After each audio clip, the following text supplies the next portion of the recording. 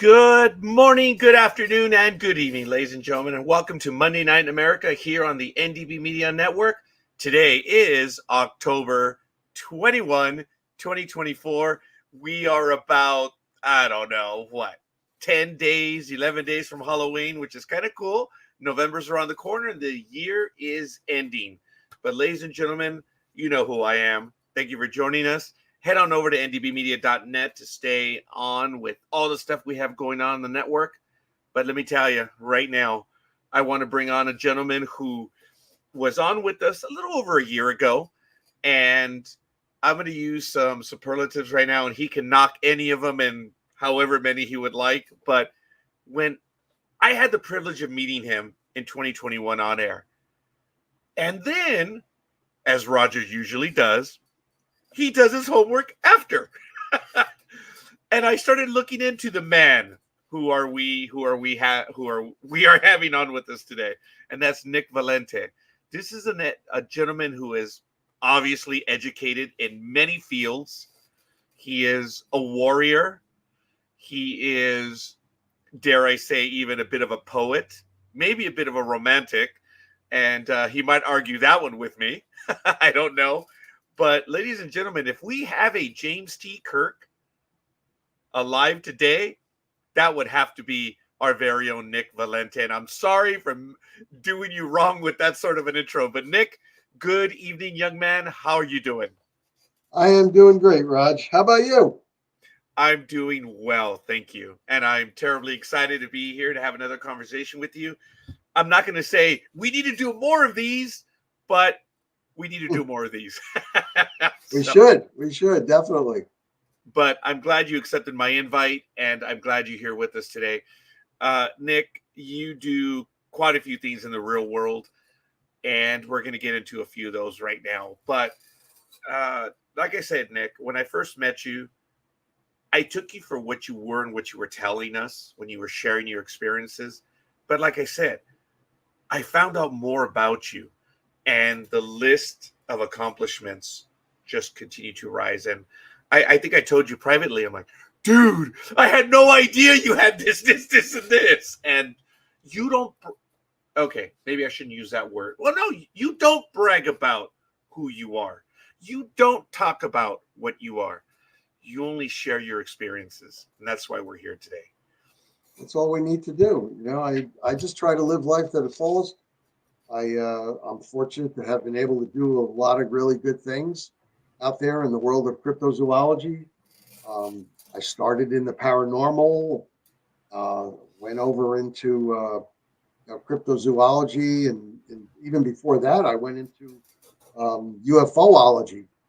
And but cryptozoology really caught my interest, and then I was fortunate enough to be working for a company that would allow me, as the training officer and as one of the active members, to take out teams for training. And we were able to investigate a lot of, how can I say it, claims, calls, calls for assistance from around the country, and sometimes out of the country, up into Canada, and sometimes down into Mexico. People would give us a call and say, look, we're having a trouble with this such a cryptid, and you come down and check it out. And most of the time, we've been able to help them out a little bit. I don't mean by eradicating the cryptid, because we don't go out for killing anything. Only in self-defense would we do that. But we gave them methods to keep the cryptids away, and taught them how to, not attract them so much either. So that's worked over the years for us. Unfortunately, I moved out of New Jersey, which is where I had four teams of seven members, Wow. and I moved to North Carolina now, and I couldn't take those teams with me, so I'm trying to get up new teams, and it's kind of hard because I don't know whether people are just afraid to go out into the woods, or they don't know about what I'm asking for yet. But I posted it on my groups. I have a total of 15 different groups throughout the world. We have International Dogman Project Europe, International Dogman Project Great Britain. We also have chapters throughout the United States, And we have the main chapter, International Dogman Project USA. But I put a call out for volunteers, and of course, I guess they'd have to live in North Carolina in order to be ground team members, because the ground team means the folks that go out there and do field investigations. Now, out in the forest, sometimes we go into the cities. Rural, doesn't matter. Wherever the call is out for us, we'll come out there. But it does have to be a viable call. I generally interview the people either on a video call or on the telephone, and sometimes people don't want to talk; they just want to give me info. So they'll send me an email or messenger, Facebook Messenger, and we'll check it out though first, because traveling with a team of 7, and that it's quite costly. And since I was retired from the company because I hit a certain age, and that's their rule. I no longer have those teams, and the company used to foot the bill under the guise of a training expense. Yes. I'll tell you, that was great. They paid for the vehicles, because we generally would drive out. On occasion, they would fly us out, and then we would pick up Suburbans, and we would have our equipment and everything, and we would go out into forested areas. As I've told on other interviews, we actually went out as far into a forested area, as far as I believe 48 miles was the deepest we've went. Huh. And I don't mean by foot. What we did was we rented gators. Those are 6-wheel drive vehicles. Loaded them up with gasoline, and we took them as far as we could. Locked them up, and and put our 5 foot go into the wooded areas. Nick, 48 miles is 48 miles. That's cool. But so when you're talking about an area that has a million miles of forest area, square miles. Yeah. Square acres. I'm sorry, Raj. Square acres of forested area. It's a big area. Yeah. And we try to go deep into it, but there's only so far you can go with vehicles because they make noise. And if you want to find what you're looking for, say a dogman out there, and they probably hear us coming, even though we're highly trained to keep quiet. They probably hear us coming before we hear them. What I do use is something similar to what you have on your head. There are earmuffs that you use for shooting. But what they also do is they magnify your hearing while you're, before, when there's no gunfire. When there's gunfire, they'll close you down. But when there's no gunfire, it magnifies your hearing by 20 plus. Oh. So it kind of helps me put the team on level with the animals out there. We can actually hear them moving around in the forest, which is it's a good thing for us. But I mean, if we're out there looking, searching around for like dogman tracks or claw marks on a tree, you do want to be quiet. You don't want to spook whatever's out there, and you don't want it to attack you, and you don't want them to just run off. If we can get a sighting, we want to get a sighting. So, I mean, we've had some really good times over the years. Really, really good times. I bet. And for our audience, we do have quite a few people watching us. Folks, why don't you let us know who you are, where you hail from, stop in, give a comment. We'd love to hear from you. Any questions or any comments that you have as we go on. I want to back up a bit. We've used 2 important phrases right now. That's cryptozoology and cryptid. And I'm going to go with the simple, lame definition of what a cryptid is. And I know a lot of people watching already know that, but there are some that do not. And you'll correct me if I'm wrong. But cryptids are animals that cryptozoologists, so maybe I should have given that definition first, believe may exist in the wild, but whose present existence is disputed or unsubstantiated by science. Now, we've had this conversation several years ago about how science doesn't acknowledge something, make fun of it, until the idiots themselves, then they actually get proof.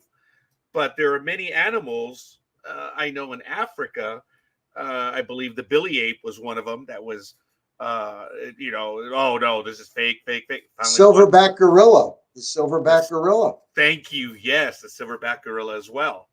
Thank you. Yes, and there are others that Oh they God, were listed as cryptids, right? truly, yeah. Yeah, and for Look, a long time. there's 4 islands in Indonesia that have Komodo dragons, Oh, that's and right. Yeah.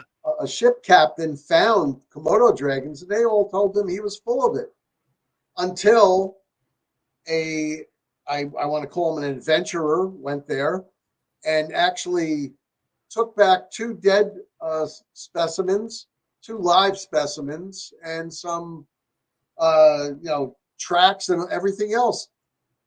Until they took him back, they didn't believe that there was anything, like a Komodo dragon.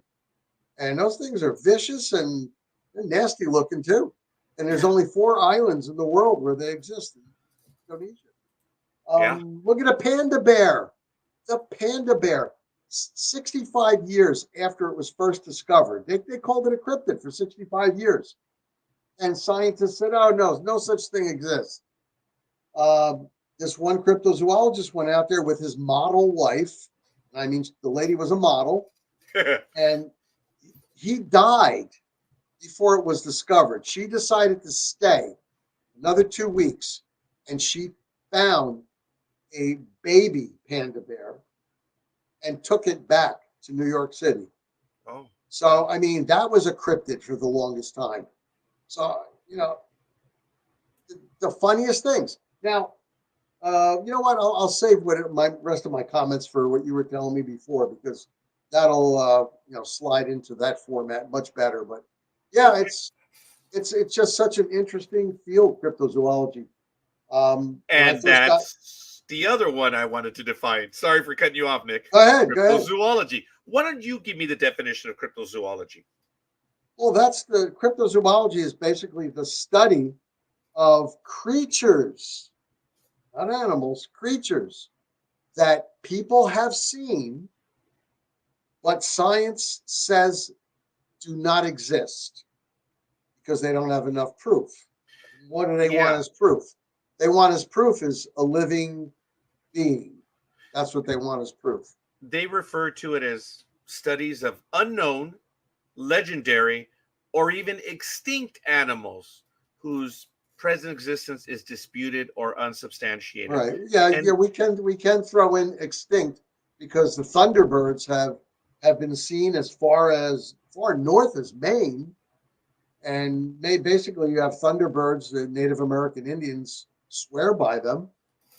They've been around for the longest time, and according to Native Americans, they're still around.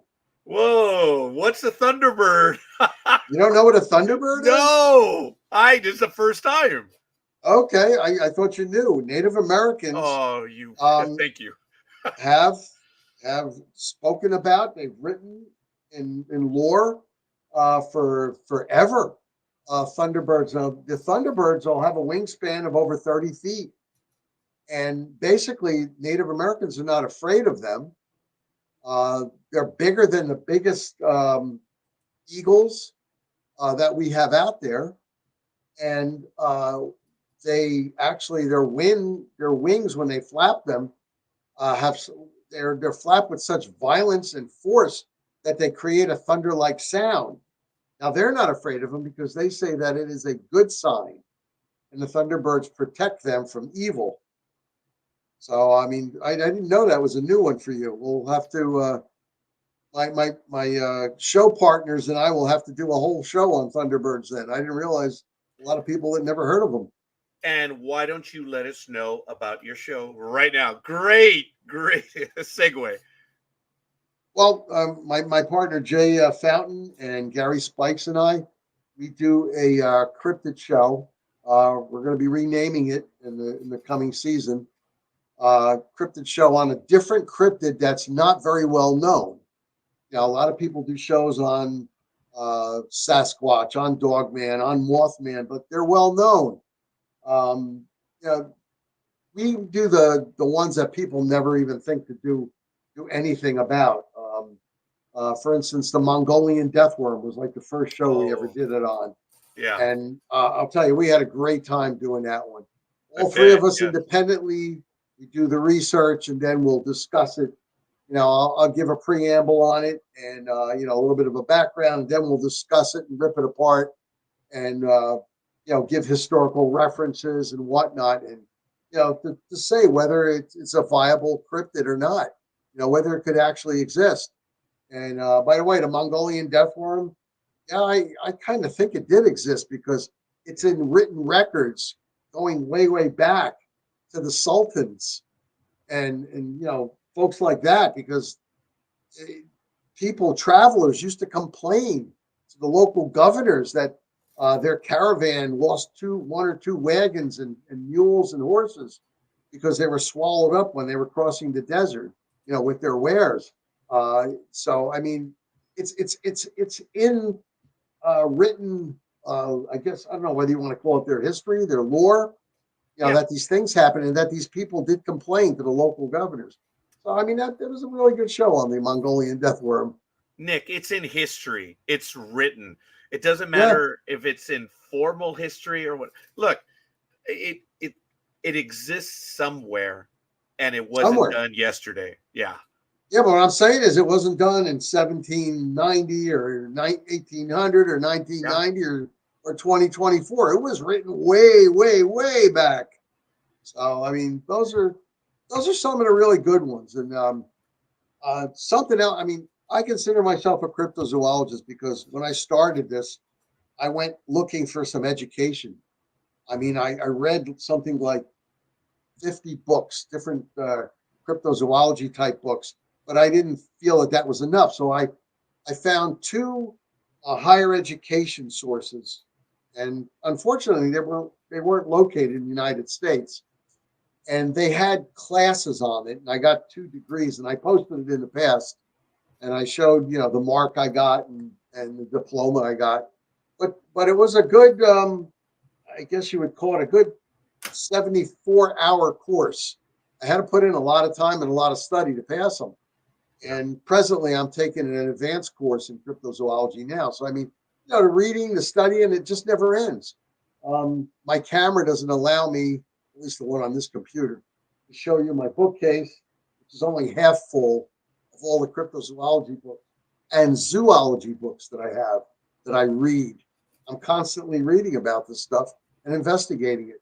And why do I do zoology? Well, you got to know what a real animal is all about and what kind of marks they leave down and what kind of scat they leave before you can actually go out in the field and say, oh, that was a cryptid. A lot of times people will send me to an area and it's actually black bear marks on a tree, scratch marks. Yes. And you would say, well, what's the difference? The difference is a black bear has a close together claw mark, Yeah. whereas a dog man would have a splayed claw mark. I mean, wide apart when it's climbing a tree. So I mean, there's different things. I mean, I was in Maine, Moscow, Maine, about 4.5 years ago.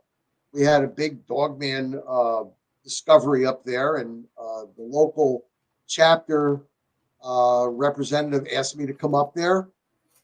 He had his own team up there already, so I went up there by myself. I hooked up with them. We went out. He showed me the area. We found the scat. We had a lady with us from the Cryptozoology Museum in Maine, and she identified it. She's better than me at this at the time. She identified it as mountain lion scat. But wow, we're talking about Moscow, Maine, all the way up there, northeast United States, a mountain lion. And then, Raj, we found paw prints. These suckers were huge. As soon as I saw the paw print, I mean, I was armed, but as soon as I saw that paw print, I whipped out my pepper spray, the large bottle of pepper spray that shoots on a conical spray. And I said, just in case, we got to slow this thing down because this is a big one. I mean, the paw print was huge, Raj. It was huge. So that's something people have to understand when they go out there into the field doing field research. you're lucky if you do find evidence of a cryptid. You'd be unlucky if the cryptid found you, if you're not prepared for it. But Right. even worse, you got to watch out for what's out there, from Yeah. the smallest thing to the largest animal. You know, bears, mountain lions, coyotes, wolves, um, moose. A moose isn't very friendly. Skunks, spiders. Wolf spiders are about the size of my hand. Even though they won't kill you, it's still going to make you sick. Yeah. Snakes.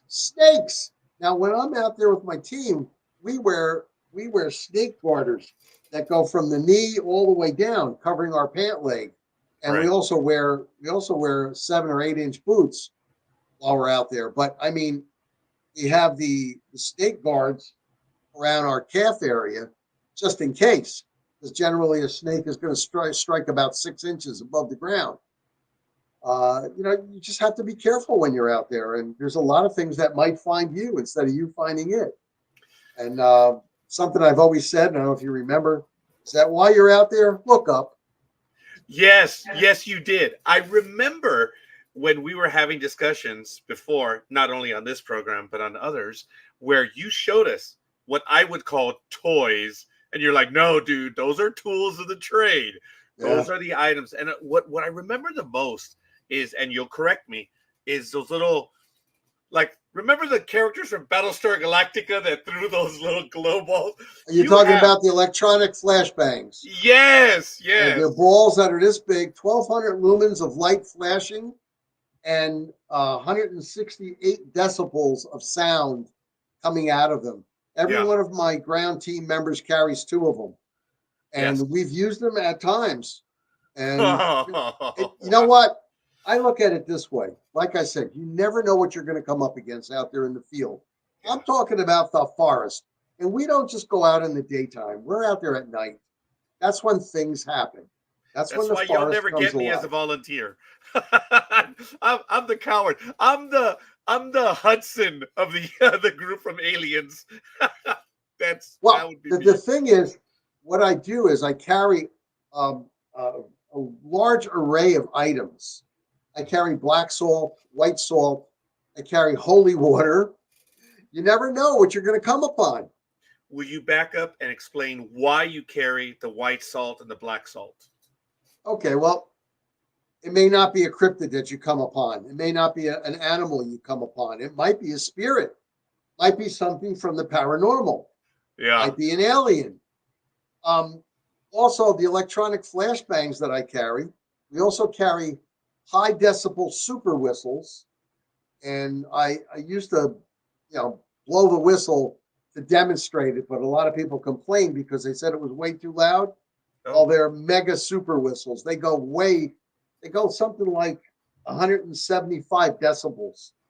But my thought is this: if it can see, hear, or even think or taste, if I hit it with pepper spray, it's going to take out the sight. It's going to burn the skin. It's going to hit them in the mouth. It's going to hit them in the nose if they breathe, right? The electronic flashbangs, if it's an alien, maybe it would disrupt them, yeah. in order to give us a fighting chance. You blow the whistle. Maybe that sound, maybe the sound waves might disrupt them. The white salt, if you're close enough, if it gets close enough to you and you throw it, you know, maybe it would disrupt them in a way. The black Yeah. salt, same way. The holy water, you never know what it could be. It could be a spirit. I'm not denying any of these things might exist. And that was, I don't know if you remember, but my mantra is to prove or to disprove that these things are out there and they exist. And Yes. to my, I don't know, I guess against me, I should actually say, a lot of times I've went out there and I've given my opinion on certain cryptids, and people are mad at me because they say, "Oh, you're saying this, and that about them," and we say they exist, and they're real cryptids, and uh, people just they kind of get mad when you disprove them. So But I'm out there anyway and having fun. This cryptozoology is so multiversatile. There are so Yes. many cryptids out there. And like I said, you don't know what you're going to come across. You might come across an alien from another planet, while you're out there in the woods at night. You don't know what you're going to come across. You might come across something out of the Blair Witch Project. So you just have to be prepared.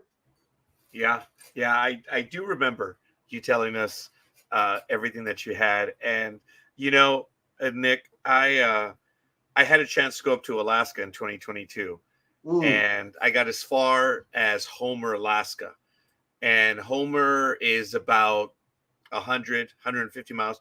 You have to sail around I believe it's the Kachemak Peninsula. I may be wrong on that, but I'm talking about the very famous massacre at Port Chatham. Port Chatham, So, right? yes, I was there in Homer, and I decided to start asking some questions. Some of the younger kids didn't know, fine, but people who were a bit younger than I and my age and older, Yeah. they didn't give me the look of "you're crazy."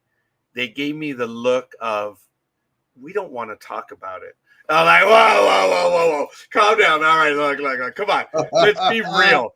I'm a tourist from Southern California, and I would like to know. And I asked, I think it was 9 or 10 people. Okay, no, wait, I asked about 20 people. 10 didn't know anything. And of the 10 that I got some sort of a response, I'd have to look at my notes. 9 of 10 were like, no. No, what? No, I don't wish to talk about it. I'm like, no way. Whoa. So, I didn't have their permission to film the interviews. I didn't have any of that. So I didn't want to. This is actually the first time I admit it, Nick. I don't think maybe I mentioned this to you last time, but I meant to tell you that when I was up there, I wanted to go. But for me, folks, to go to Port Chatham, number one, it's an abandoned village. Mm, You guys all know the story on what happened I think it was in the 40s, right? right. Yeah, where I guess the natives, for lack of a better word, finally got fed up with the residents there and kind of did some very unholy things, and basically finally kicked out everyone that was left there. And I mean by attacking and massacring. And it is in the history books. It's in Alaska lore. It is in Alaska history. The port exists. You can find it on Google, and you can find the story on it. But anyway, Mm. that was one of the few times, Nick, where I actually went ahead and wanted to investigate something. And if I would have had the money, the ability, I would have stayed and I would have asked more, just by the fact that so many people were like, I don't want to talk about that. Just no. Well, Just don't want to talk. part of the lore was that it was a Sasquatch or Sasquatches, plural, Right. Yes. that took out many, many people in that town. And the big reason, this is the main reason, at least that I've investigated it myself. I haven't had a chance to go there yet. I'd love to go there. The big thing is that there was a fishery over there, and Yeah. it was scoffing up all the fish in the area. And as you know, cryptids are generally found near the water because it's a water source. It's also a food source. Not only the fish, but deer will go near water, and other animals will go there, and the cryptids can catch them, whether it be a Sasquatch, whether it be a dogman, and use them as food. Now, in this particular case, it was the ocean area, Yeah. and a lot of the fish were being scoffed up by the fishery, and it was being used. And what they said was that Sasquatch did all the damage because the fishery and the fishermen there were just taking all their food source. I'm showing everyone an image on Google Maps, which I have saved. Where I was here. That's Homer. It's a little Mm-hmm. spit of land that goes, Yeah. into the bay. Oh, and just as a personal comment, tsunami watch are everywhere. Oh, great. But that's neither here nor there. Unbelievable, huh? Yes. Oof. Now, there are no people live on this side. Obviously, they're little villages, and you can see them. On my Facebook page, folks, that's Homer. That's the time bandit, as you all know from that program.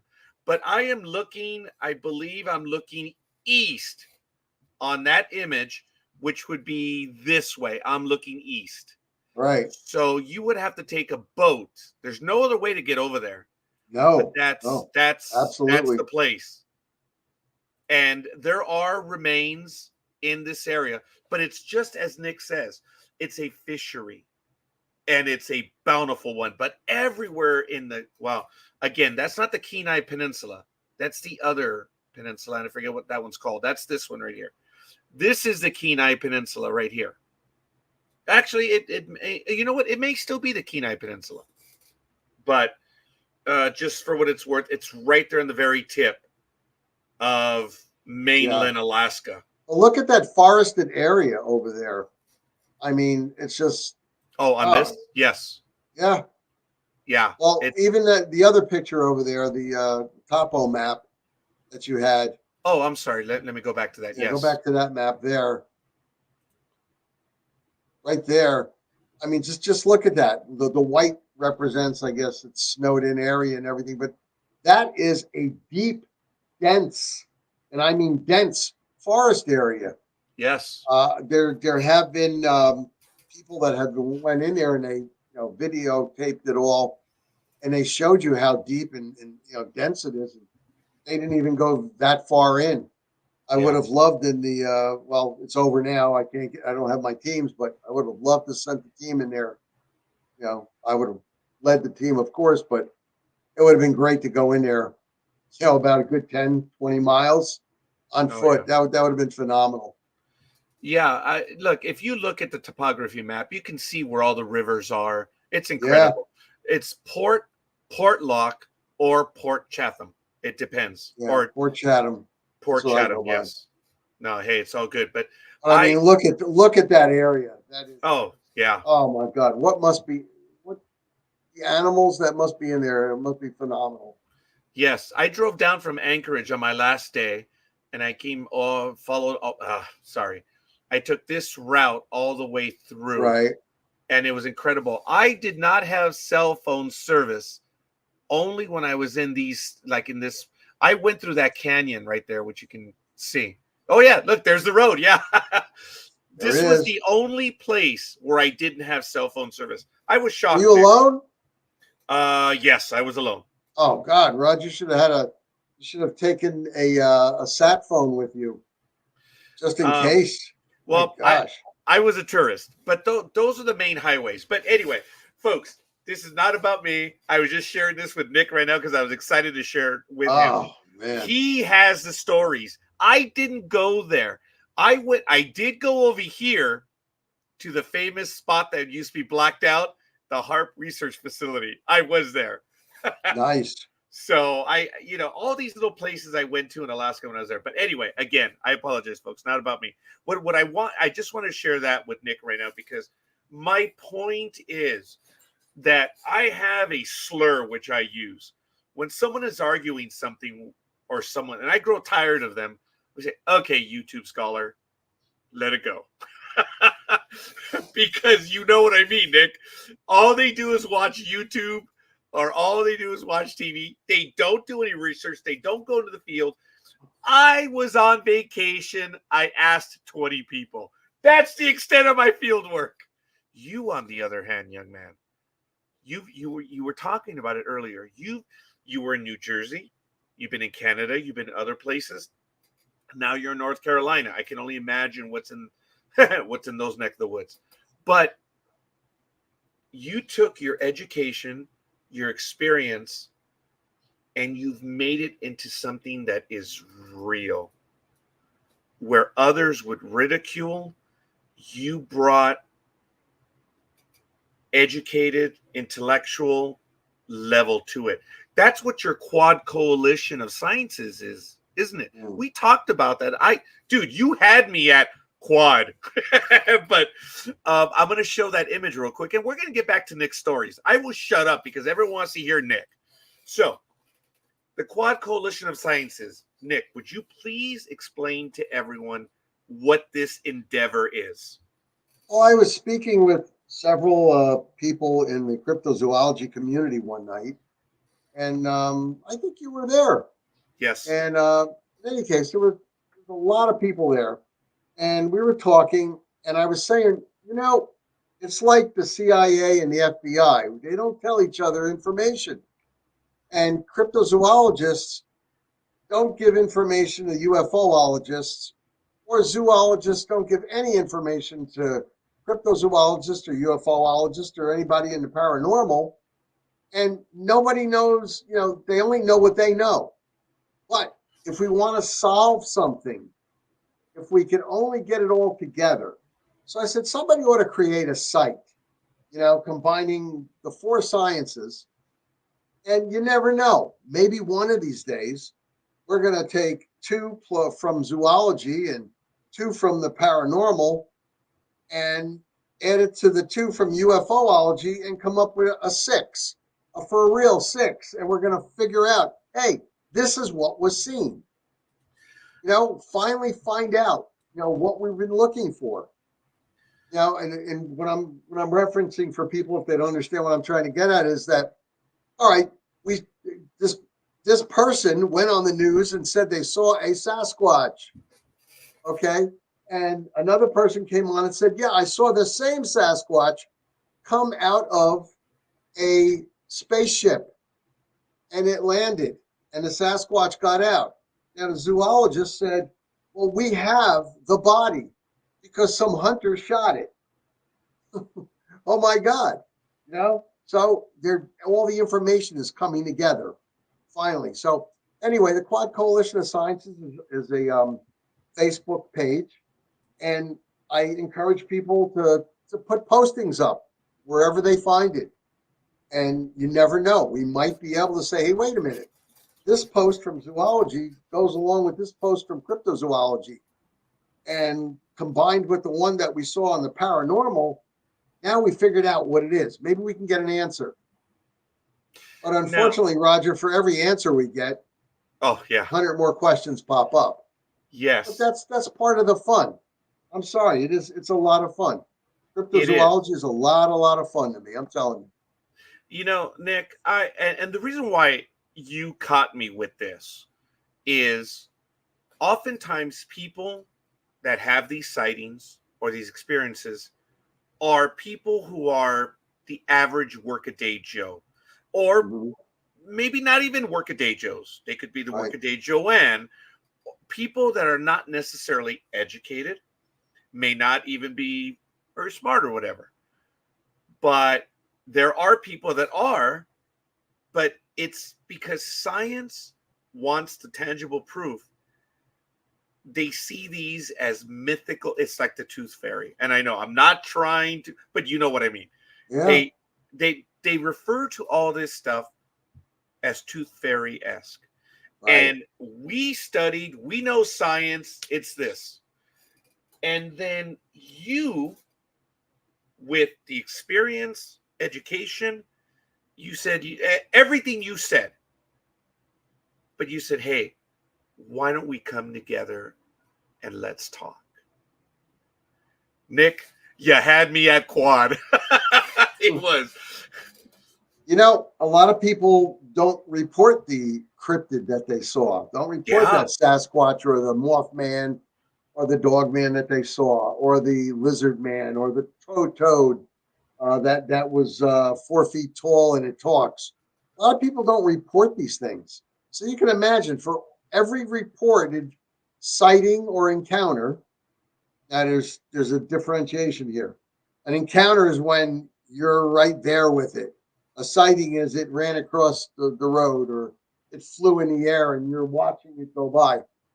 But for every one sighting encounter, there's 100 other people out there that don't want to report it because they don't want to seem like they're crazy. They might be up for a job promotion and nobody's going to promote them if they start talking about crazy things, right? And something you said before, people have seen these creatures. I'm going to call them creatures, not animals, creatures. Okay. And they are from all walks of life. And I mean literally all walks of life. This one guy, I want to call him, I guess they used to call them in the old days bums. You know, there's just poor, unfortunate people that live on the street. He saw a Sasquatch because he basically lives under a tree with a tent that he put together from cloth that he gathered and boxes and stuff. He saw a Sasquatch. Now, in your neck of the woods, and I can't mention the guy's name, people can look this up if they want to go back, and look it up. It was in the 20,000s. A famous plastic surgeon in your neck of the woods in California, he was stopped one night. He was going way over the speed limit. On his passenger seat was a 44 Magnum pistol. Oh yeah, we talked about that. Yeah, please continue. Sorry. Okay. Yeah, you did. You told us. He had the license and he had all the authority to carry that pistol. Yeah. When he got stopped, they called 5 other squad cars. Yeah. When he spoke to the police officers, sheriffs, I guess you would call them, and they said, "Why are you traveling with that?" He goes, "Because when I go up onto my property, where my house, and go up the roadway to my garage," he goes, "in my backyard, I have seen 5 Sasquatch, or Bigfoot, if you want to call it that, and his whole family has seen them." Now, this guy is a famous plastic surgeon, deathly afraid, but he was willing to protect himself with a 44 Magnum, the biggest gun he could handle. Yeah. And he wanted it right there because he didn't want to have to go be groping for it or finding it. When he hit the the button to open up the fence, go into his driveway and close it, drive down that driveway. If he was attacked, he was going to defend himself. Yeah. I mean, he complained about to the sheriff's department, and they did go out there. And fortunately for the doctor, they did find some evidence. So, but the doctor didn't want it published because he said that cryptozoologists from all over are going to be swamping his home, and he didn't want to put his family through that. He just wanted to know what the sheriff's department could do about it. And they said, well, actually, not too much. Yes, I remember you told me that. I'm not sure if I said on air or not. And probably within a year or two, I will be able to give a little bit more on that. But I was able to confirm the story because I live in Los Angeles County and I am a public servant. And nothing works without clerks. So, as I said, we all speak to each other, and I had the ability during the negotiation round to talk to people from the sheriff's department. Just on that alone, man. Some of them laughed it off, but they knew of it, and they would never go on record, obviously. But they were my kin; they were public servants, and they knew exactly where it happened. But they were good people. They implied where it could be. They didn't tell me. They didn't reveal, because they're people of good character. They are. But did they acknowledge that something had happened? Several times. Yeah. They acknowledged the existence of the reports and of the incidences. So let me be clear. We're not making anything up. After Nick told me that, I don't think I ever had a chance to tell you that yes. Because when I was in Alaska on vacation, Nick, I called in for a negotiating meeting. Can you believe how committed I am? What a moron.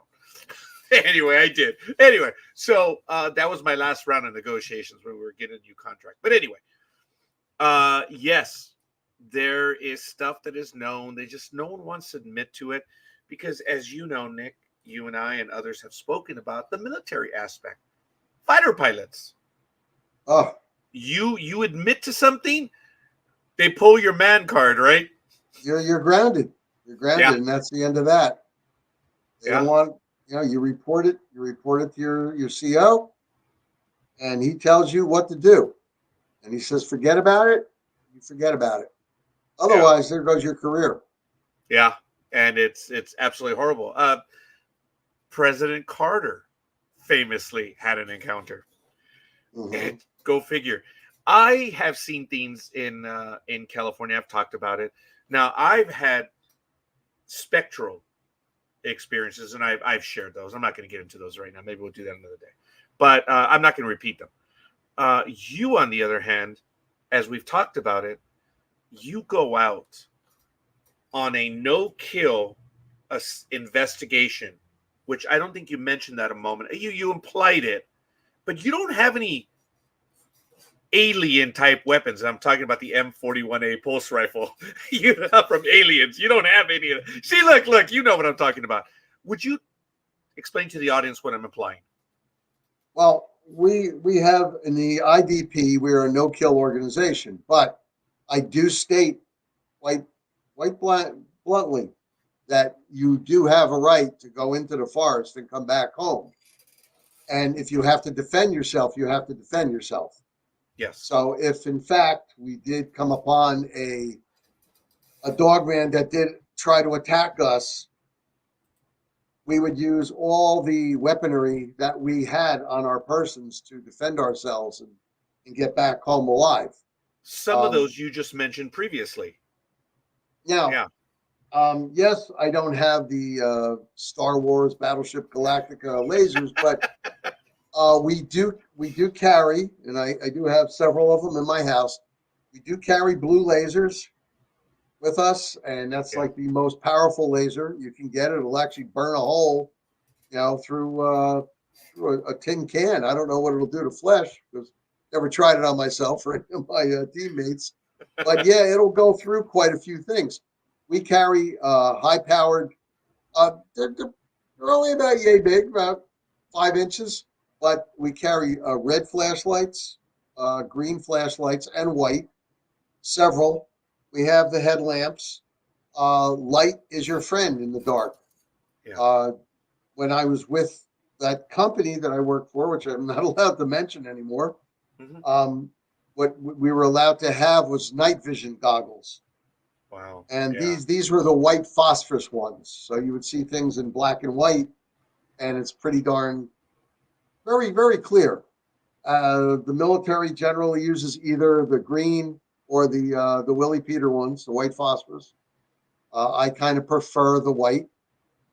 So actually, we had night vision.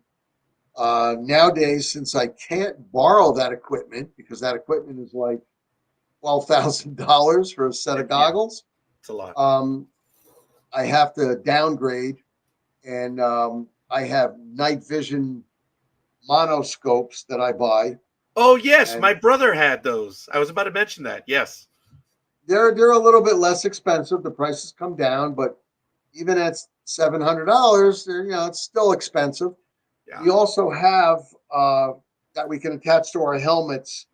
We have night vision, but it shoots out an infrared beam, and unfortunately, animals can see that beam.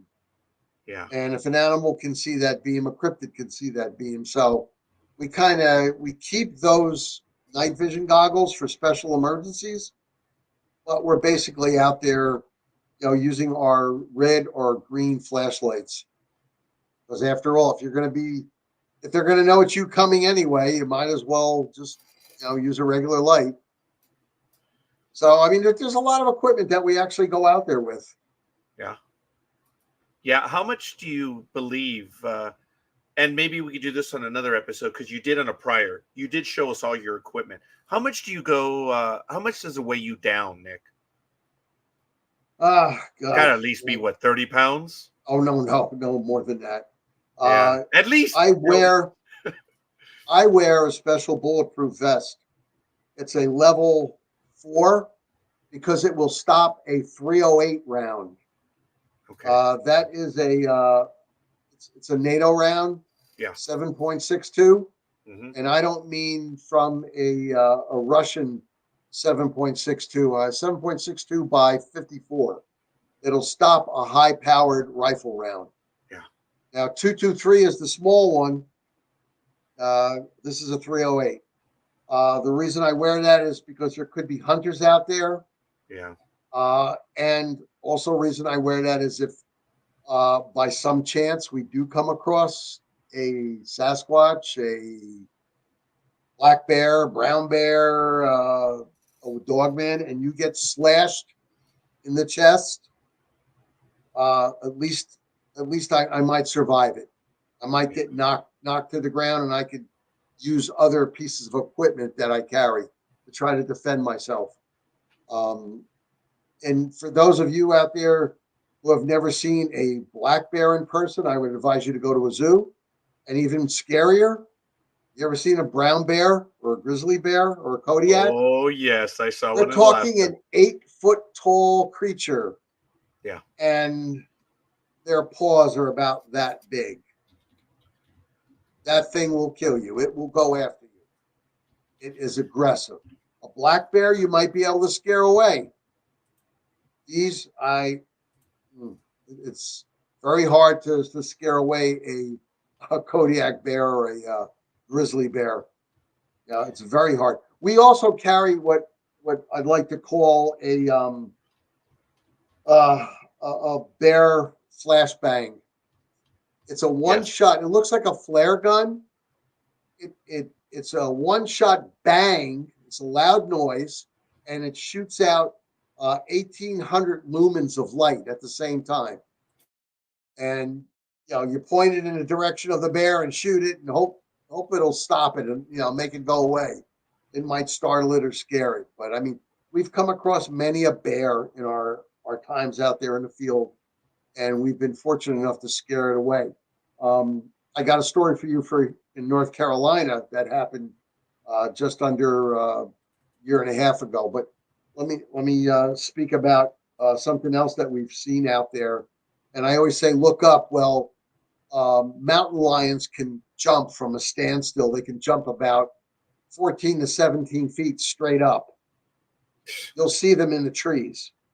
As you're walking through woods, we were looking around, and we, on more than one occasion, saw a mountain lion in the trees. Now, if this thing decided to jump down at us and we didn't see it, we could have one person dead very quick. So it was lucky those times that we were fortunate enough to see them, and everybody raised the rifle, pointed at it, and just walked slowly by and away from it.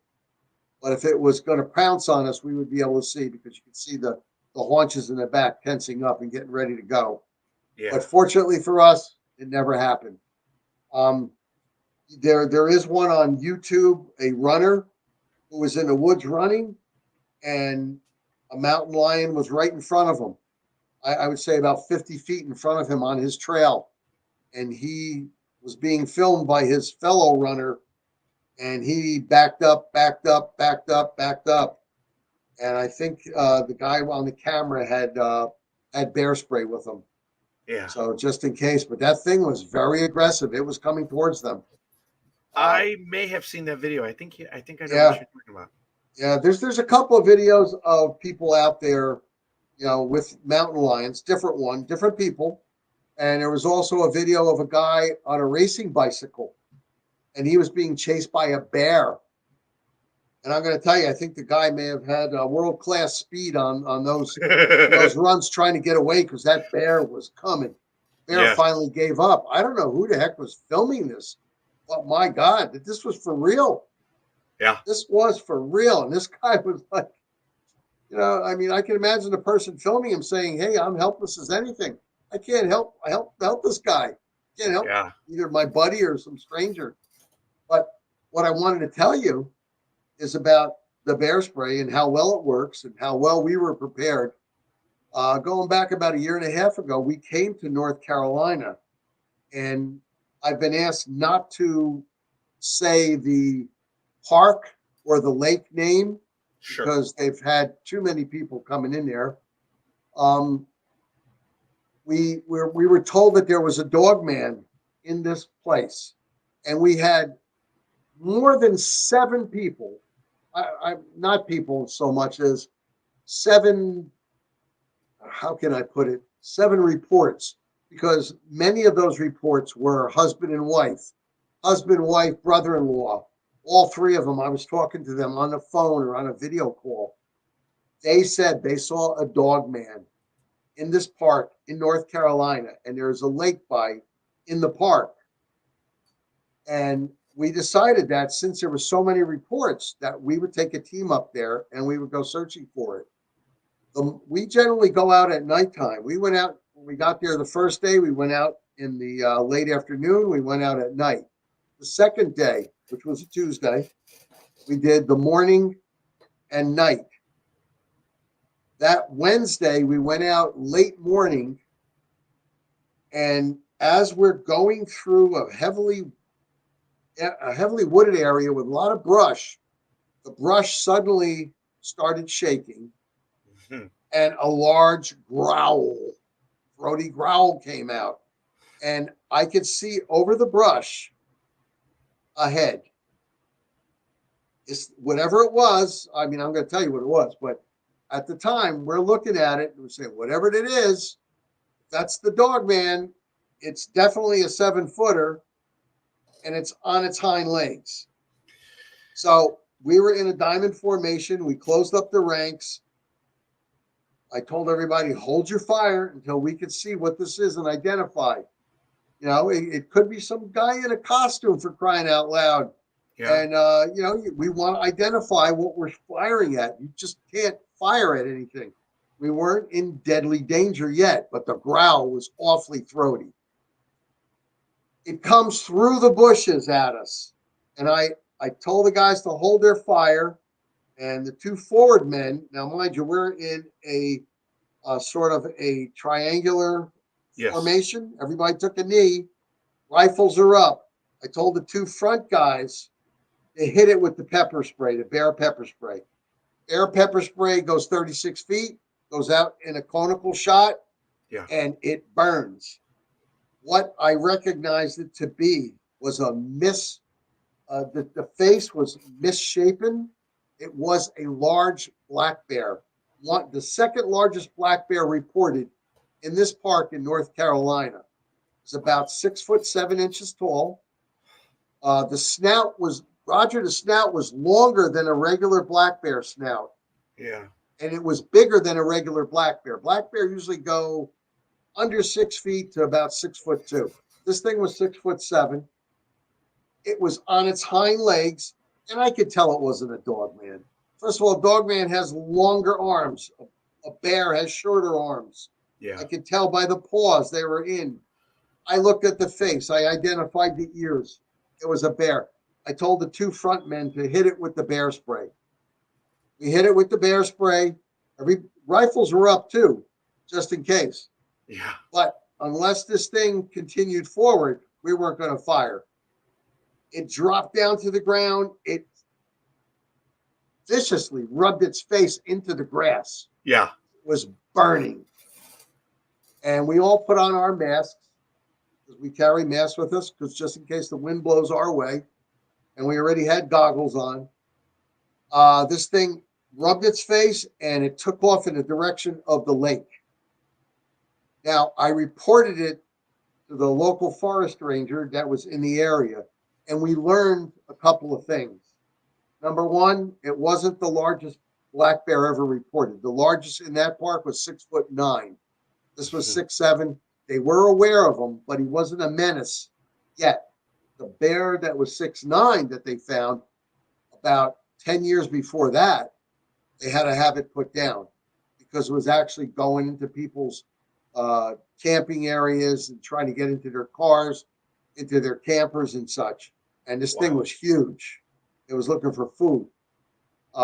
This one here, as of yet, it wasn't, trying to bother anybody. But Raj, I'm telling you, misshapen face, and it was longer than normal. Yeah. Black bear is generally, I'm going like this. I'm going to the side. Generally about this far to nose. This thing, the nose was out to here, and it was all torn up and misshapen. And I could see where people would look at this thing on its hind legs. It's on its hind legs because it's sniffing. Yeah. So anyway, that was the first thing we learned, was that they were aware of it, but It wasn't the biggest, and it wasn't a menace yet. And the second thing I found out is in North Carolina, black bear do not hibernate. They're active 365 days a year. Don't have to take my word for it. I believe you. Look it up. No, I mean your audience. Look it up online. Look it up in the books. Look it up on NorthCarolina.com. You'll see they do not hibernate because it's so darn warm. Yeah. And fish are plentiful. You know, if they do go to the water areas, there's just so much. I mean, I live in North Carolina right now. I won't say the town, but it's possible that I'll have a black bear in my backyard. You never know. I mean, my neighbor across the street, I've been talking with him. He goes, yeah, we have a lot of king snakes, a lot of rat snakes. And these suckers are thick. Mind you, those are the good snakes. We also have copperheads here. He says we have coyote. And you just have to be aware. That's all. Yes. And be prepared. Yeah. I generally carry an everyday carry kit with me. You know, people might look at me and say, "Oh my God, what's going on?" You know, but I mean, everybody carries. I mean, some people have carry permits, hidden carry permits for firearms. I'll have to get one in the future. I just moved here, so I'm trying to still acclimate myself. But I do carry pepper spray with me.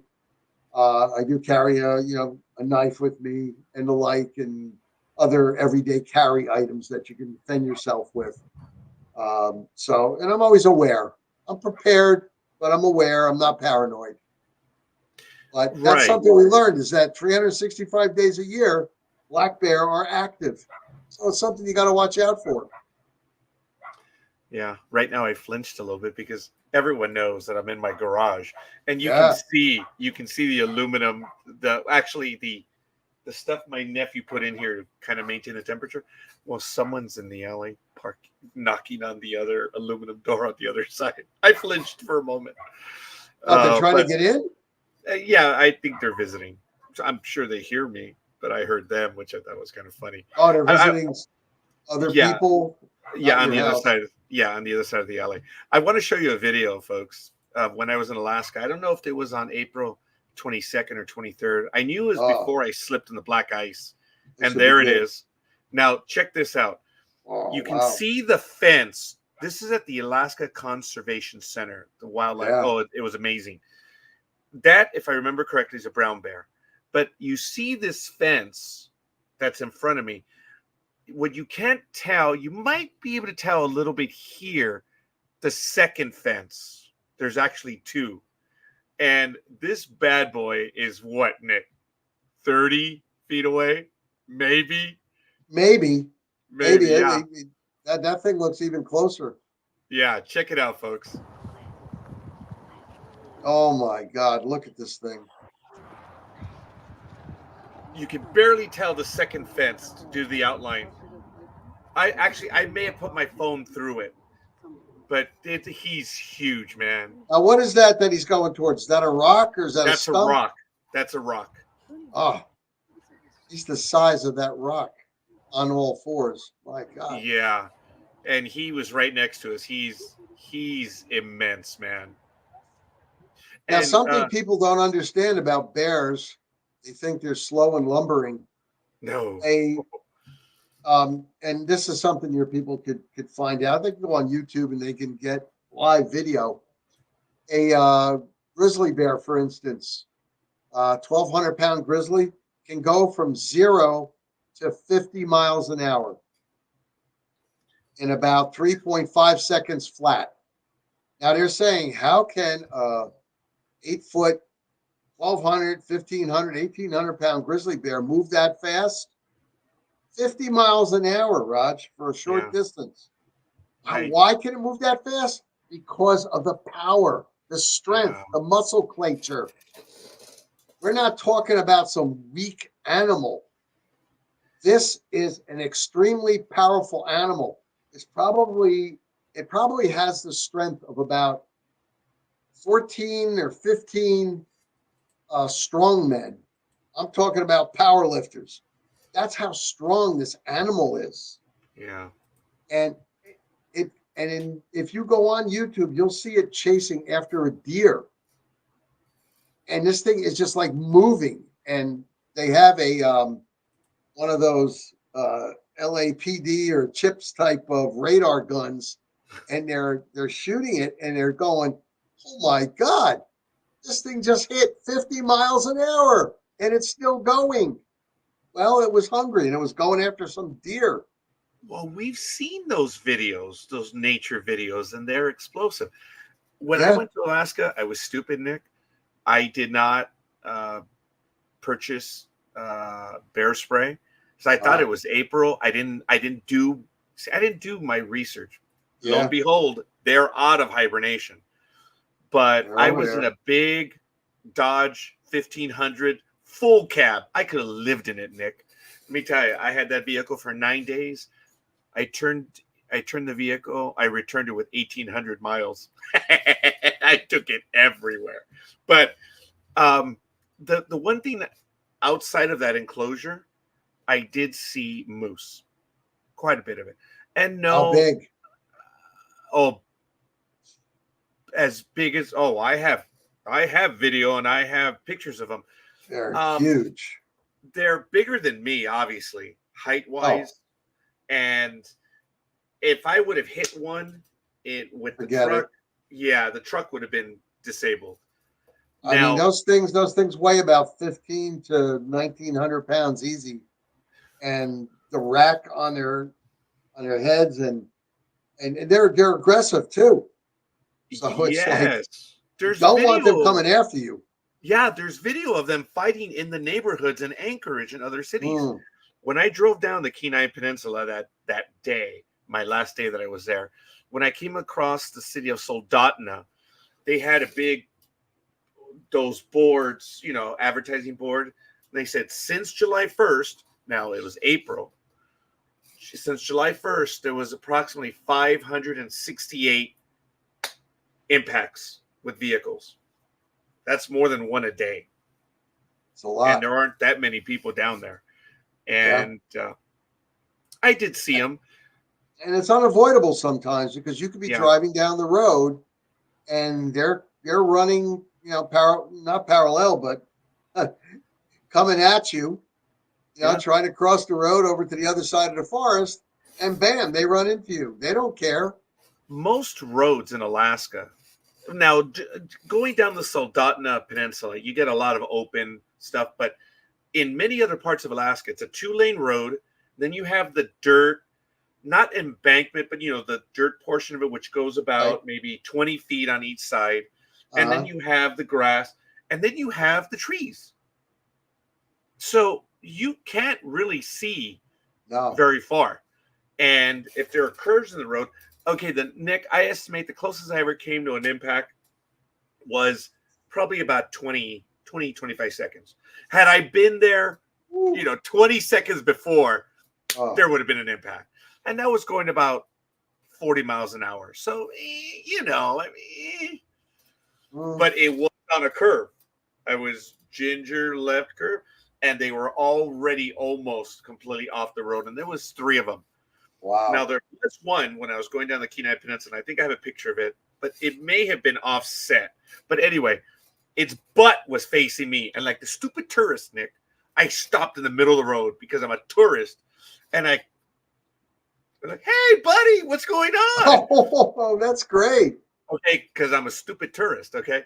It turned its head around. So its butt is facing me. But it turned its head around and it was like gnawing on some moss. And Nick, I swear to you, the face it was making, chewing on the moss, was like tourists. That's. And I said, I'm from Southern California, dude. And he just kept on doing what he was doing. And I drove on further. It wasn't very smart of me. You could see down the road, but Nick, I stopped in the middle of the road. I mean, come on. But Wow. I do have images of it. I'll see if I can find them. But you do see them all over the place. And when you drive throughout Alaska, you do see carved out wooden posts, huge, of Sasquatch. all throughout Yeah. Alaska, which is, it's just something that it's like almost like a lamppost here in your average city. But I've taken too much time on that, Nick. I want to go back because we're already in our second hour, and I apologize. I wanted to show an image of what we've been talking about, and that's a dogman.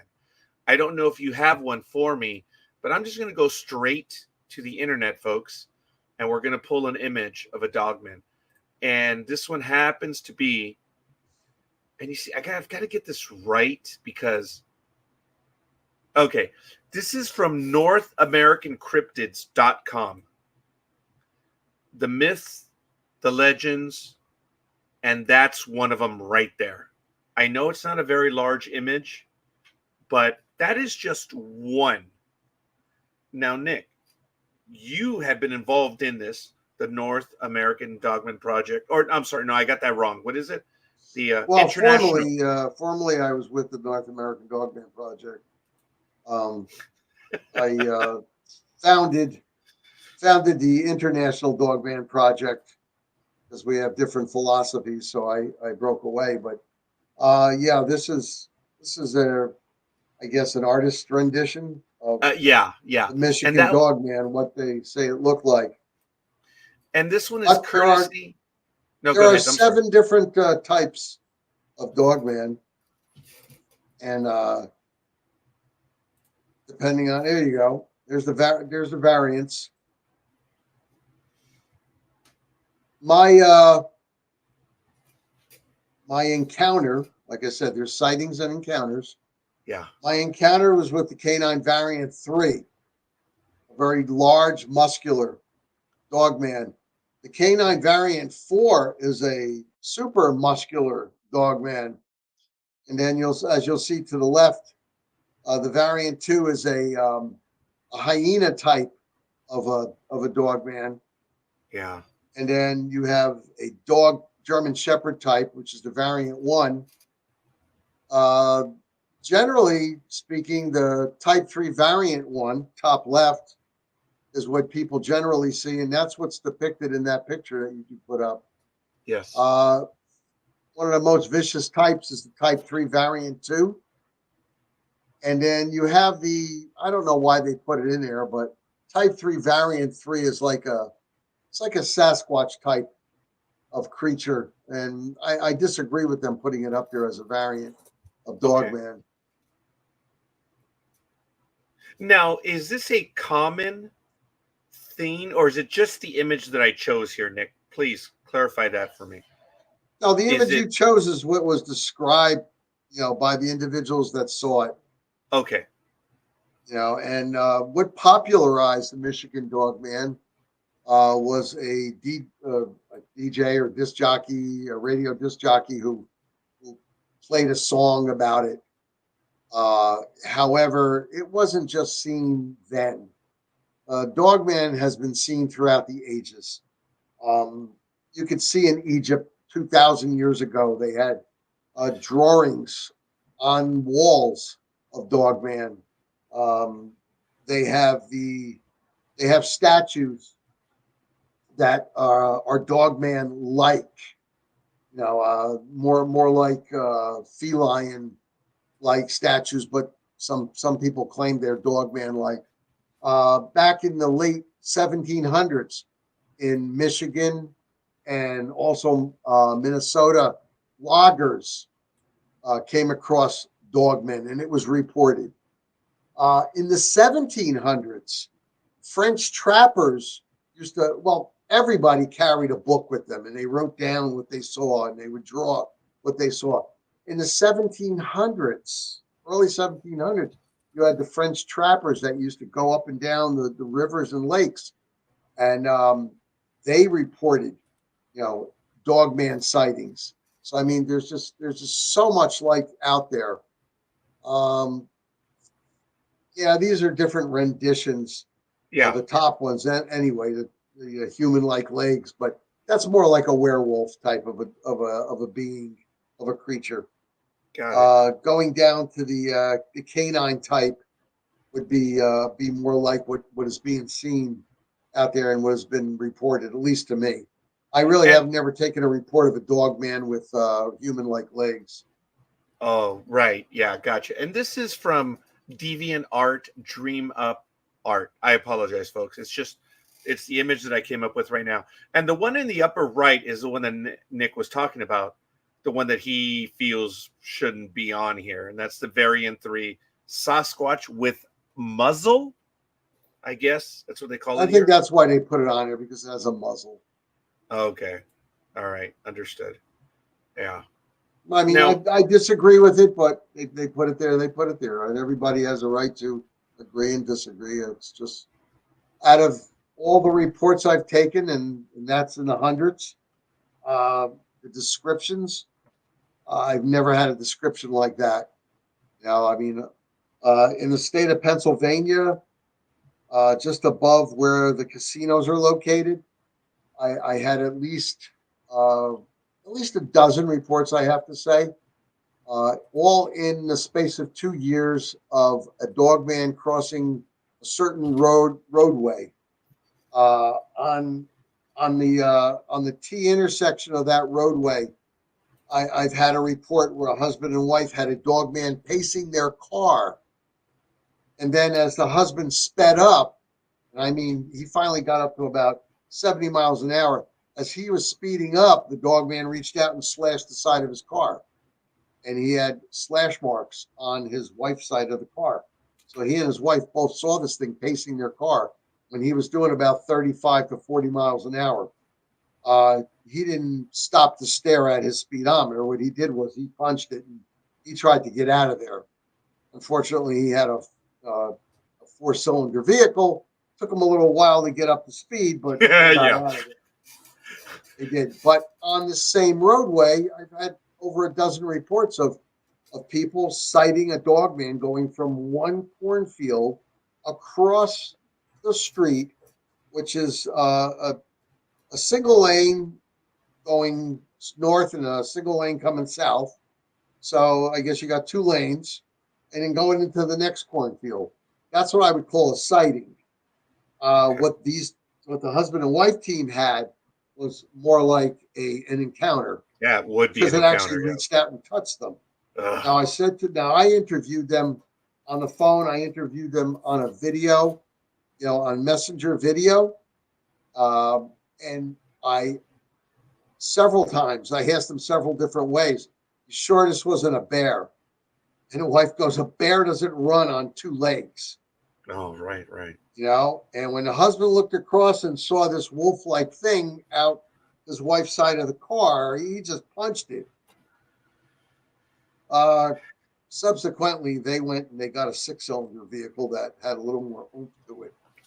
And I they got agree. rid of that car because she did not want to be in that car anymore. I mean, it was one of them compact cars, and it didn't move.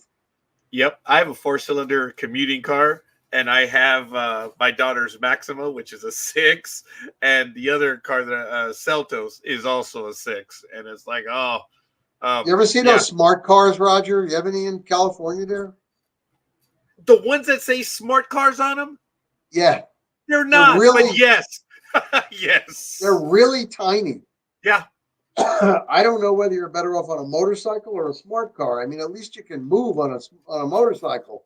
Those things are small. Yes, everyone in Southern California makes a joke of those. Those are death traps with all with all the truck traffic. Okay, we have the West Coast ports, Long Beach and Los Angeles. That alone fills Southern California with trucks everywhere because we have the Alameda Corridor, which is a train that takes it to the inland port. And then you have thousands of trucks that move to the inland ports as well. So, and oh my God.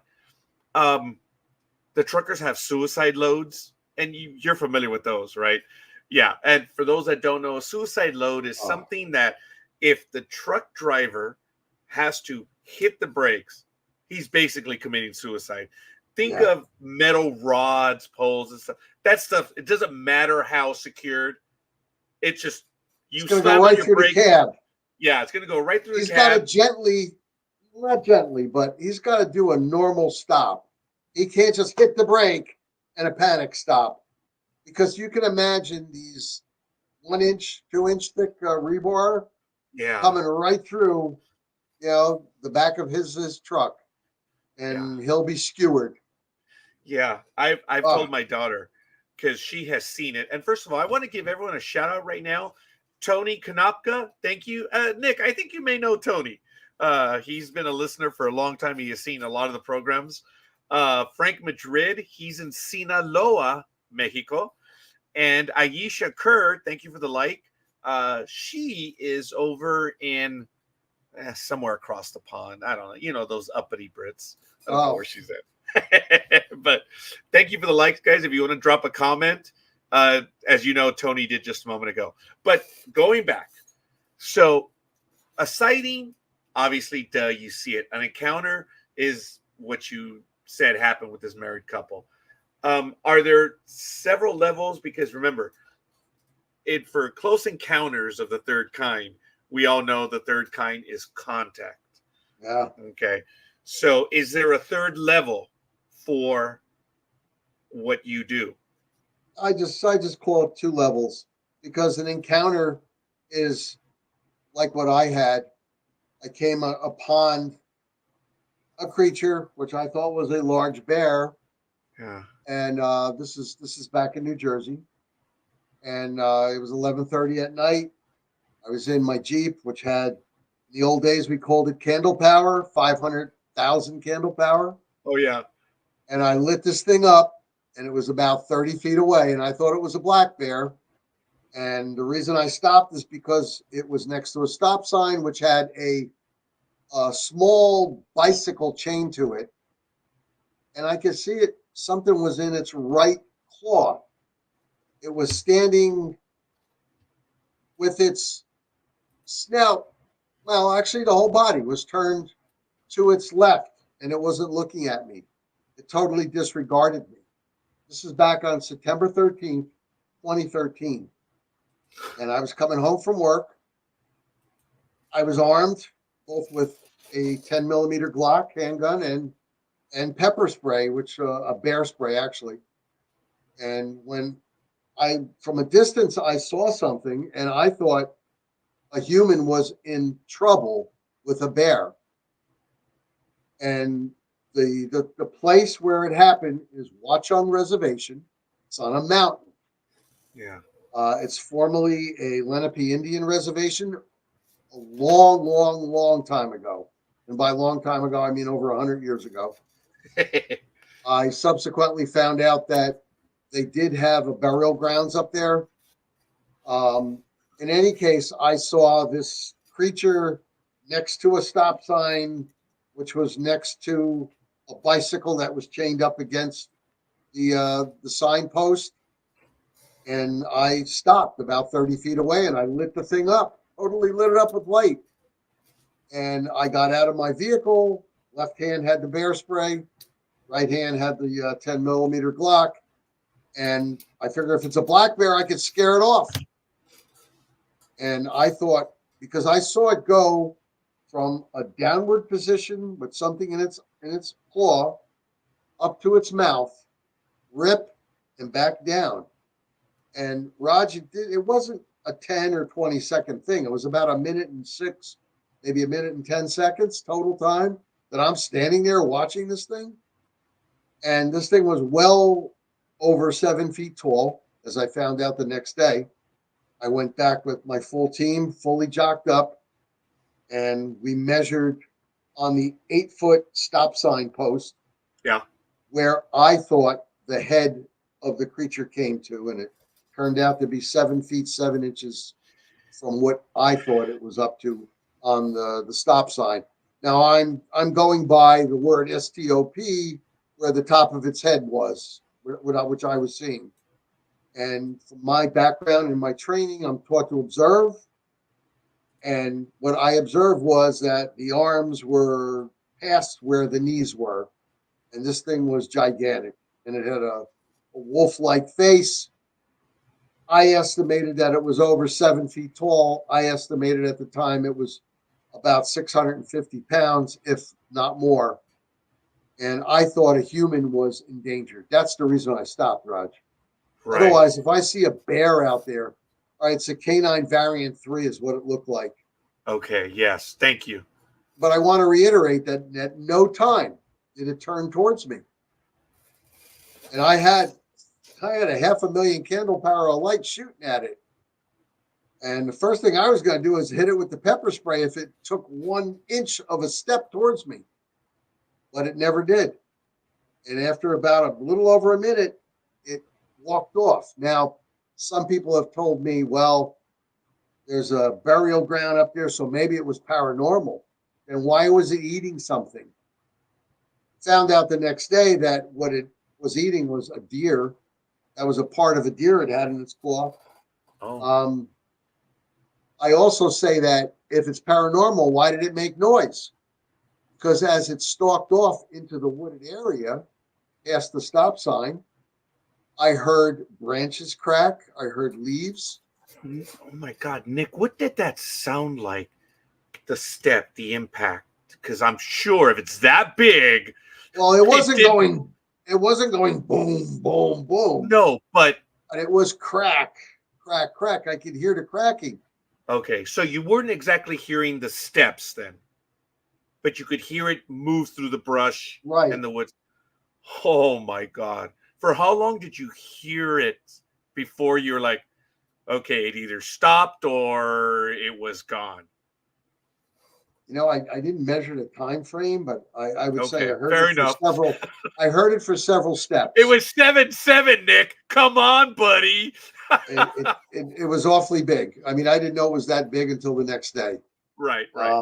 Something else I want to mention for the UFOologists out there is that, and I did a study on this. I don't know if I told you, Raj, about the study that I did in reference to UFOs and cryptids being seen around the same time.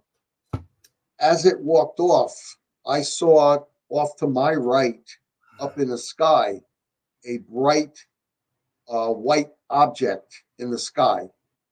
And I would say it was about 120, 140 yards away, off to my right in the distance.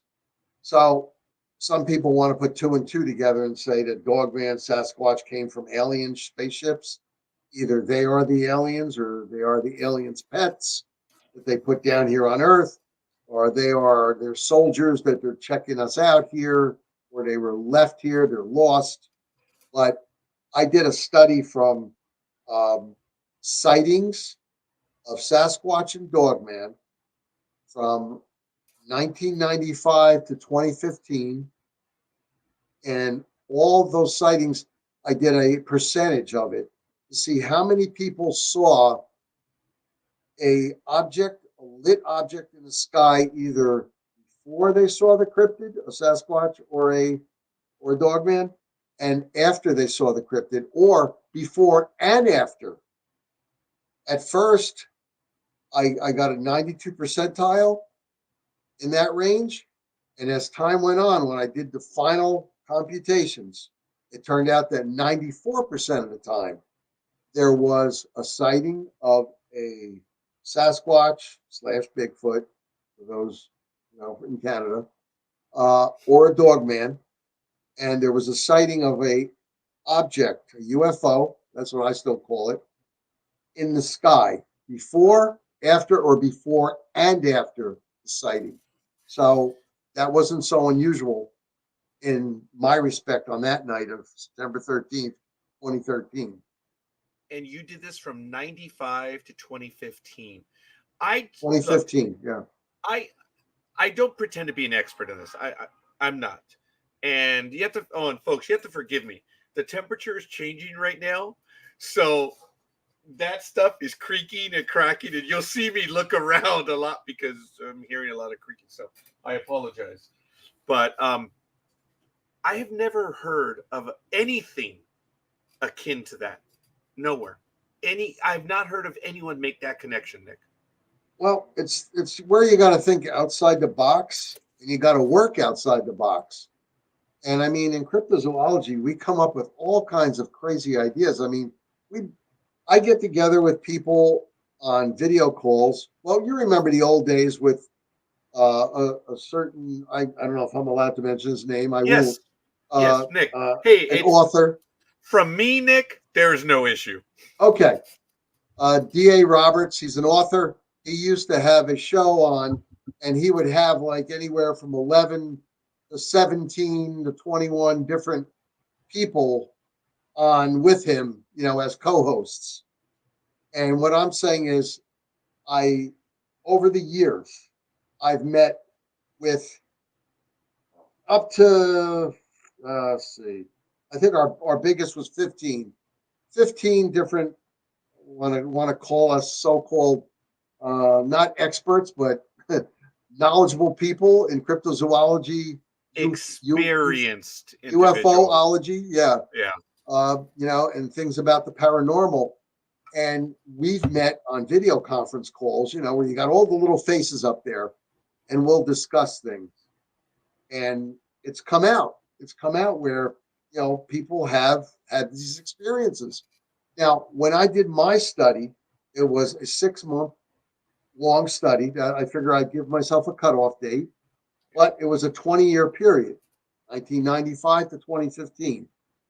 Now, mind you, alone in California, you had well over 3,000 reportings in that time frame of a Bigfoot. Yeah. In the same time frame on the west coast of Canada, just go up from California now, you had about 360, 375 reportings of Sasquatch. Same thing, Sasquatch, Bigfoot, but Canadians want to call them Sasquatch. You also had at that time numerous reports of Dogman in California and some reports of Dogman up in Western Canada. And also you had the reports of a UFO being in the sky along the same time that these people saw a Sasquatch or a Dogman. Now, I didn't just pick California and Canada. I meant the whole country of the United States. Yes. I took in all the reports I could find and had to go through them all over a 6-month period. Raj, I was putting in anywhere from 5 to 13 hours a day, depending on the time that I had. Yeah. Because I was working at the time, and if it was a weekend, I would put in tons of time trying to compile this evidence on my computer and just type it in. And when it all ended, it came out 94% of the time there was something seen, a UFO in the sky at the same time that they saw a cryptid. Wow. I mean, some crazy stuff. So the Quad Coalition isn't such a far-fetched thing. The reason it was born is because we're trying to get all the information together. And so far, I don't have a large following. I have well over 1,500 people, but still, that's kind of small. In comparison to my International Dogman Project USA, where I have about 6,600 members. Yeah. We have the International Dogman Project Europe, where I believe we have close to 3,000 members. We're looking to open up more chapters in the United States and also in New Zealand and Australia.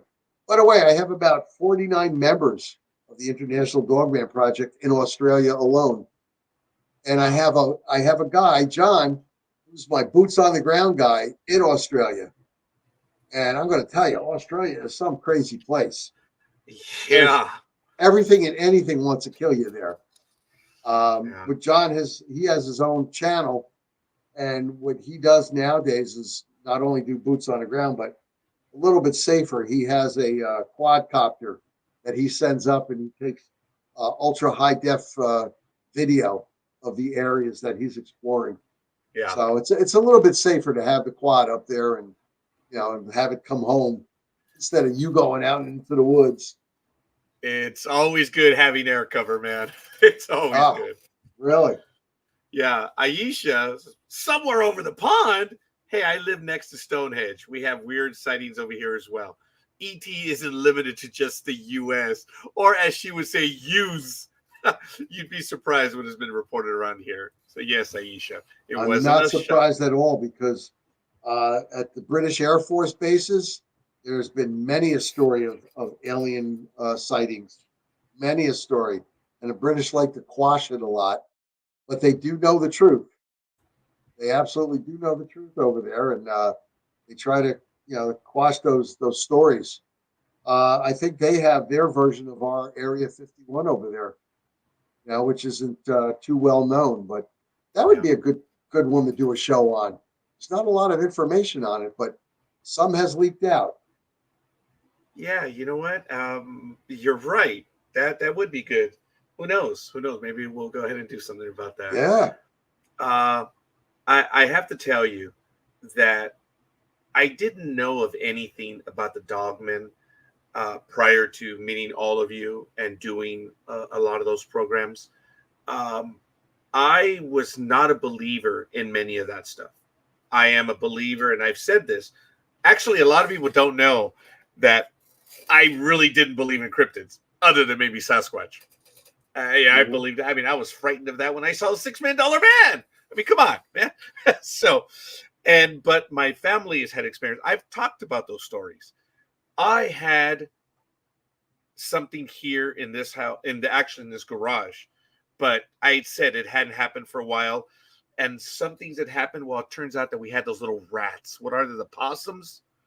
There was a Yeah, possum in here that was tearing everything up. So I know my spectral entity recently was a possum, but before, no, because I talked about the time that I was here on a summer day. It was about 90 degrees, and it was about 2 in the afternoon. I was here sweating up a storm, and then all of a sudden, Nick, I am typing and watching, and I could see my breathing. It had gone cold. And mm. then I felt, the hair, what little hair I have, stand up, and it was cold. I ran out of here quicker than you could say, oh. I was told, and the little bit I've done in reading, that when that happens, they've actually reached across and have touched you. I didn't like. Oh man, sorry. I'm getting that feeling right now. That The the hair's starting to goosebumps or whatever. stand up Yeah, on your beard. that Nick. That's really the only thing that's happened here. Mm, I've talked about my father. Oh, he could communicate with them. It was crazy. And my older evil sister, she could communicate with them as well. Um, but and I've had experiences in school, my other houses. I've seen things, Nick, up until a few years ago when I had that moment. And it was right. during COVID, I think, where Nick, there's no other way to explain it. It was 93 degrees outside. How is it that all of a sudden it got so cold in here? There's no way, buddy. Nope. There's no way, Nope. man. Aisha says, I have a well known air voice right next door to me, and we've had one or two of the things you can't just write off as misidentification. Yeah. Right. I've been in the desert. I've seen a few things. Now, I think I told you guys of the story that my parents in the 70s out here, I'm in Pomona, so the Ontario airport is 6 miles away. But 20, 30 years ago, just south of me, it was all dairy farms, cattle ranches and stuff. There were no lights on the roadways. It was crazy where they talked about driving home and something came down and without noise was hovering above them, and it stayed with them for a short while. And there was no wind, wasn't a helicopter. It was, Nick, my parents, they're good people. I've never known them to make up stuff. I've never known them to be, I'll make up stuff, okay, but not them. And they would tell, and they didn't tell everyone either. It was, remember what we were talking about earlier? People don't report it. They don't tell other people about it because they don't want to be thought as crazy or something. But my parents did have something that visited with them, and it was over the road. I think they said the car turned off. They couldn't start it up. And after a while, I guess it got bored with them, or they got tired of screwing with them. and just flew off. I don't know. It's been a while since he told me that story, but I do remember them telling me that.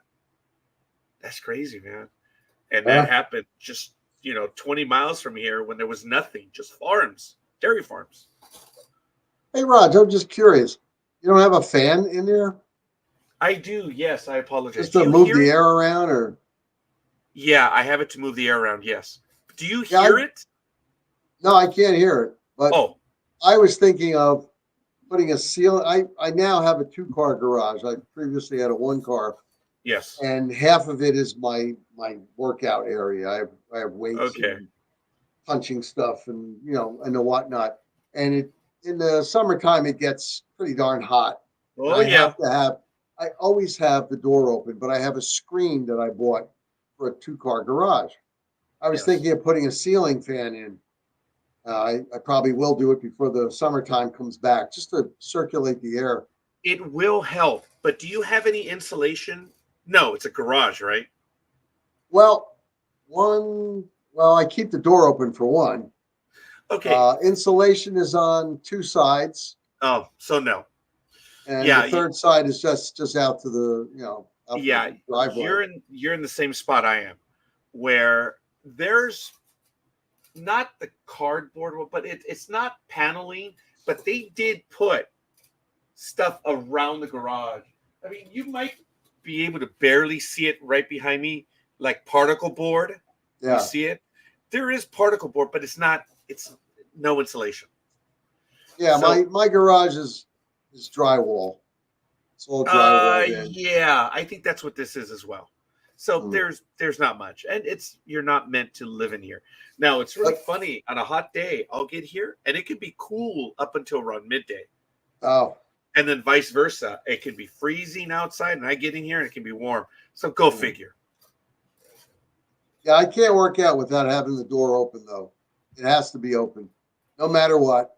I had to put a screen. It's a special screen for 2-car garages because the darn flies, they're just a pain. They just fly right in. Yeah, we haven't opened the garage in about 10 years. I mean, the entire garage is my office. Yeah. So that's the thing. And it is. It's just the entire garage is my office. I think when we move next year, hopefully, we've been wanting to do this for a while now, but I don't feel well. I got a lot of things going on. Yeah. I'm hoping to, when we move, I'm gonna make sure the garage is insulated, and I'm gonna, even if I have to do it on my own, I want to do that so I can stand there. Aisha, thank you. I do appreciate. You may relate your close encounter one day. Okay, appreciate that. Aisha, before you go, just real quick, the Air Force Base that's near you, do you know if they have an underground bunker? Because if they do, there's only 3 of them that do, and that may have been one of the ones that I've read many reports on in reference to the alien encounters. Maybe she can get back to you, Roger, on that in the future.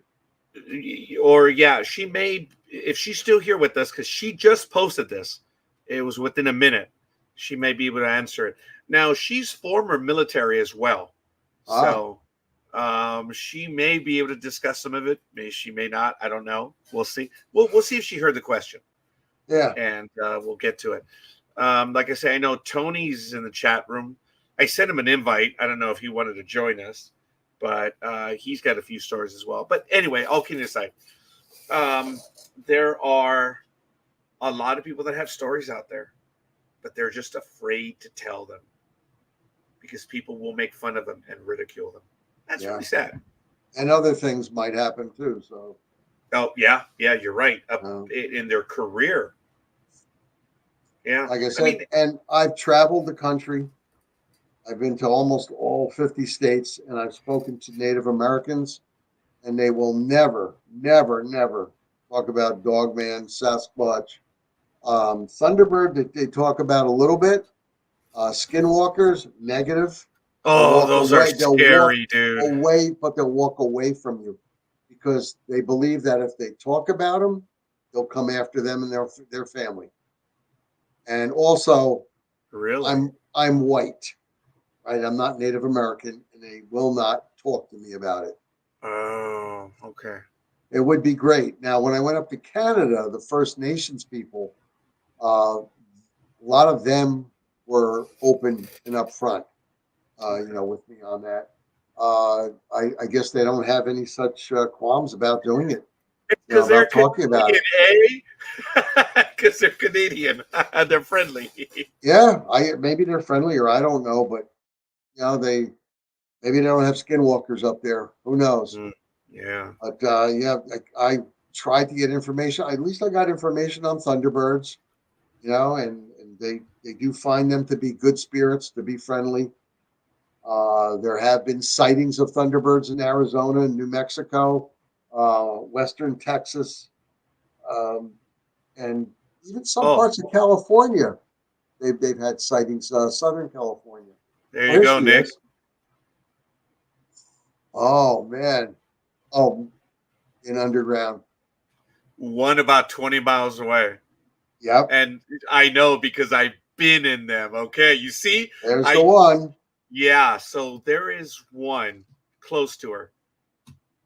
Okay. Yeah. I've read many a paper about alien uh, studies that they've done there, and some people wanted to, some of the soldiers wanted to talk about it, and they were not seen any longer. I guess they sent them someplace like to we would call a black site, and they just put them away. That's it. Bye bye. You can't talk about this. As a matter of They're fact, Nick, let me interrupt you right there. We talked about this before going live. Folks, in 2021, when we were on other programs, as we alluded to a little while ago, I remember asking Nick the question, and I'm paraphrasing, and he'll give the answer. Because we had seen stuff happening. And we had a wonderful conversation one night, and I asked Nick, okay, Nick, talk to me. I understand you and I hear you. When do you see our government coming clean? This is in 2021, folks. It's on air. There's a record of it somewhere. And I just asked him, I said, I get the impression that this is going to happen. Nick, when do you think it's going to happen? I said 2 to 4 years. It's almost 2 years the day. Yeah. If you look at when it happened, it might not have even have been 2 years. Yeah. Was it 2023 or 2022? Because we saw the videos from the Navy planes. Mm-hmm. Okay. Before the government admitted they existed, right? And I think that's what really set us off on that conversation. I mean, it was on television. They had congressional hearings, in reference to aliens. They've had a couple of hearings, and they're due to come out with more about Sasquatch, about Dogman. So yeah, sooner or later it's gonna be out there. You'll be seeing it on CNN. They can't keep it hidden. Raj, there was a president that wanted to know about the aliens, and they told him that you don't have clearance. You know which one that is? it could have been the number 45. Mr. Clinton. Oh, it was Bill, Mr. huh? Clinton. Yeah. Yeah, he was very interested. And they told him, I'm sorry, sir, you You don't don't have clearance. have clearance. Wow. We're talking about the president of the United States. He wanted to know. They weren't going to tell him. They made a joke of it in the movie Independence Day. Remember where it's plausible deniability? Mm. See, you weren't told that, so it was plausible deniability. It's Right. crazy. I want to give a shout out to Hope, and I'm late to the party. Thanks, Hope. She's down in Louisiana, and she want to know how we're doing. I hope you're doing well, Hope, and thanks for joining us. Aisha just said, when I was in the military, we were always told, you see anything, encounter anything, Right. you report it to the duty officer, but you do not talk to the national press about it. Right. That's what I was saying before about the Air Force and Navy pilots. You report it to your duty officer, your CO, and that's it. Oh, Bayside Mall as being a big ticket item they can't keep hidden either. Thank you for that, Hope. Now, I'm not going to put Tony on blast, but he did send me a message. He says, dude, I'm tired. I've had a long day, but I'm listening to you guys. But when I found out Nick was on, I had to tune in. So he just sent me that message. He did tell me that I made him laugh with the stupid moose story about the tourists. I can't make that up, man. I swear that stupid moose was just gnawing on the moss. Tourists. It was funny. I'm glad, man. I'm glad. So he shout out to Tony then. Yeah, Yep. he said he hadn't heard of you in a little bit, and that's why he was listening. So, Hope, what is the whole thing about the Bayside Mall? Please, if you could let us know. And Hope, if you'd like to join us, let me know. Come on in. They saw Taylor Swift over there probably. Oh, you're funny. What is your most What is your most recent? I know you haven't had. Well, I imagine you haven't had anything in North Carolina yet. So we've had in the past many of them in North Carolina. Okay. And when I was in New Jersey, and we had to send the teams over to here to investigate what was going on. Right now, I'm trying to get teams set up. So if anybody, here's this program, you live in North Carolina or close to, maybe South Carolina, and you want to be on the team, and I'm talking about a ground team, field investigation team. Now, just to really quickly tell you, okay, now I'm off this time. Nice to meet you, Nick. Keep up with good work. Thank you, Aisha. Good night. Just to let you folks know, I'm looking to make up 4 ground teams here. And I just want to tell you the difference between a researcher and a field investigator. All right. A field investigator actually goes boots on the ground. Your feet are out there in a forest. You're out there with a team. And what I would do is I will train everybody up to go out there. Everybody would be equipped because we go by the motto safety first. Yes. I don't care what we can find out there. What we can find out there, you want to be able to get home, and everybody wants to come home safely. So we will train everybody up. Everybody will be equipped. Then we go out and we do the field investigation. The boots on the ground, you're actually out there. So that's a field investigator. A researcher is somebody that uses the internet, libraries, old bookstores, old libraries, because they have microfiche and microfilm that you can look into old newspaper reports. I can't tell you folks how many old newspaper reports I have found in Missouri, for instance, in southern Ohio. When I was out in New Mexico, there was an old library out there that I went into in New Mexico, and I found article after article about thunderbirds. I found a picture of, must have been about 25 or 30 men in front of a barn next to each other, going like this, and behind them, they had tacked up a large bird, and it was as big as the barn and as long as them. Now, mind you, this is going back into the early 1800s. Yeah. What use would it be for them to lie? They had a news photographer come out there and take a picture of them with the bird.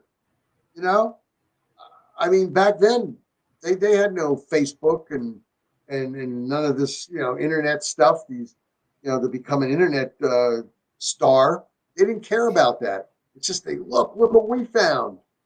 So they're reporting real facts. Just like when I would go to different libraries or maybe an old bookstore and come across a book, and the lady sold me this one book in particular that I paid her $3 for. It was a book from the mid 1800s, and it talked about Bigfoot, a large, hairy man, over 8 feet tall, and it had drawings in it and descriptions. I mean, this thing was worth maybe $2,000 in my estimation. She sold it to me for $3, and gladly. It was an old bookstore, dust all over the place. But these are the places a researcher needs to go. So You know, Nick, I would add to that is not every book exists on the internet, and Oh, not every that's book is right. going to make it. And when you talk about the microfiche, there Right. are so many news agencies that no longer exist, and the only thing that exists is the microfiche. Like, I'll give you an example: the LA Times, Uh-huh. they finally completed their entire archive, is on the internet, but they're Wow. still in existence. What happened to the LA Herald, another newspaper, and across the United States? So, Nick, that microfiche may be the only bit of evidence that we have today, which is crazy. So, check this out, Nick. And I hope if you want to join us, I'll kid you aside. This is crazy. Check this out, Nick. And if you want to read it real quick, I think she may have sent me video on this.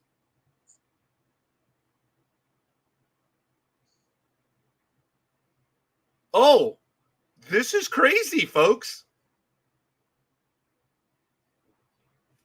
My hair on the back of my neck is standing. She sent me video of this. Wow. Is this the one, Hope, that happened and then it happened a day after that again, a second time? Because I try to keep up with uh, UFOlogy and the paranormal and cryptozoology out there and everything in the news, and no matter where it is, up to date, not just in the past. And I remember seeing something like this where it happened and then it happened again the next day. I'm wondering if this is the same one. Whoa, this is pretty big. Okay, guys, Nick, bear with me a moment. And I Yeah. apologize, Nick. We're already No, no, go ahead. okay. I'm going to go to this right now. Check this, guys, out. Let me know if you hear it. I have never seen so many cops come out as I have right here. Wow. Inside.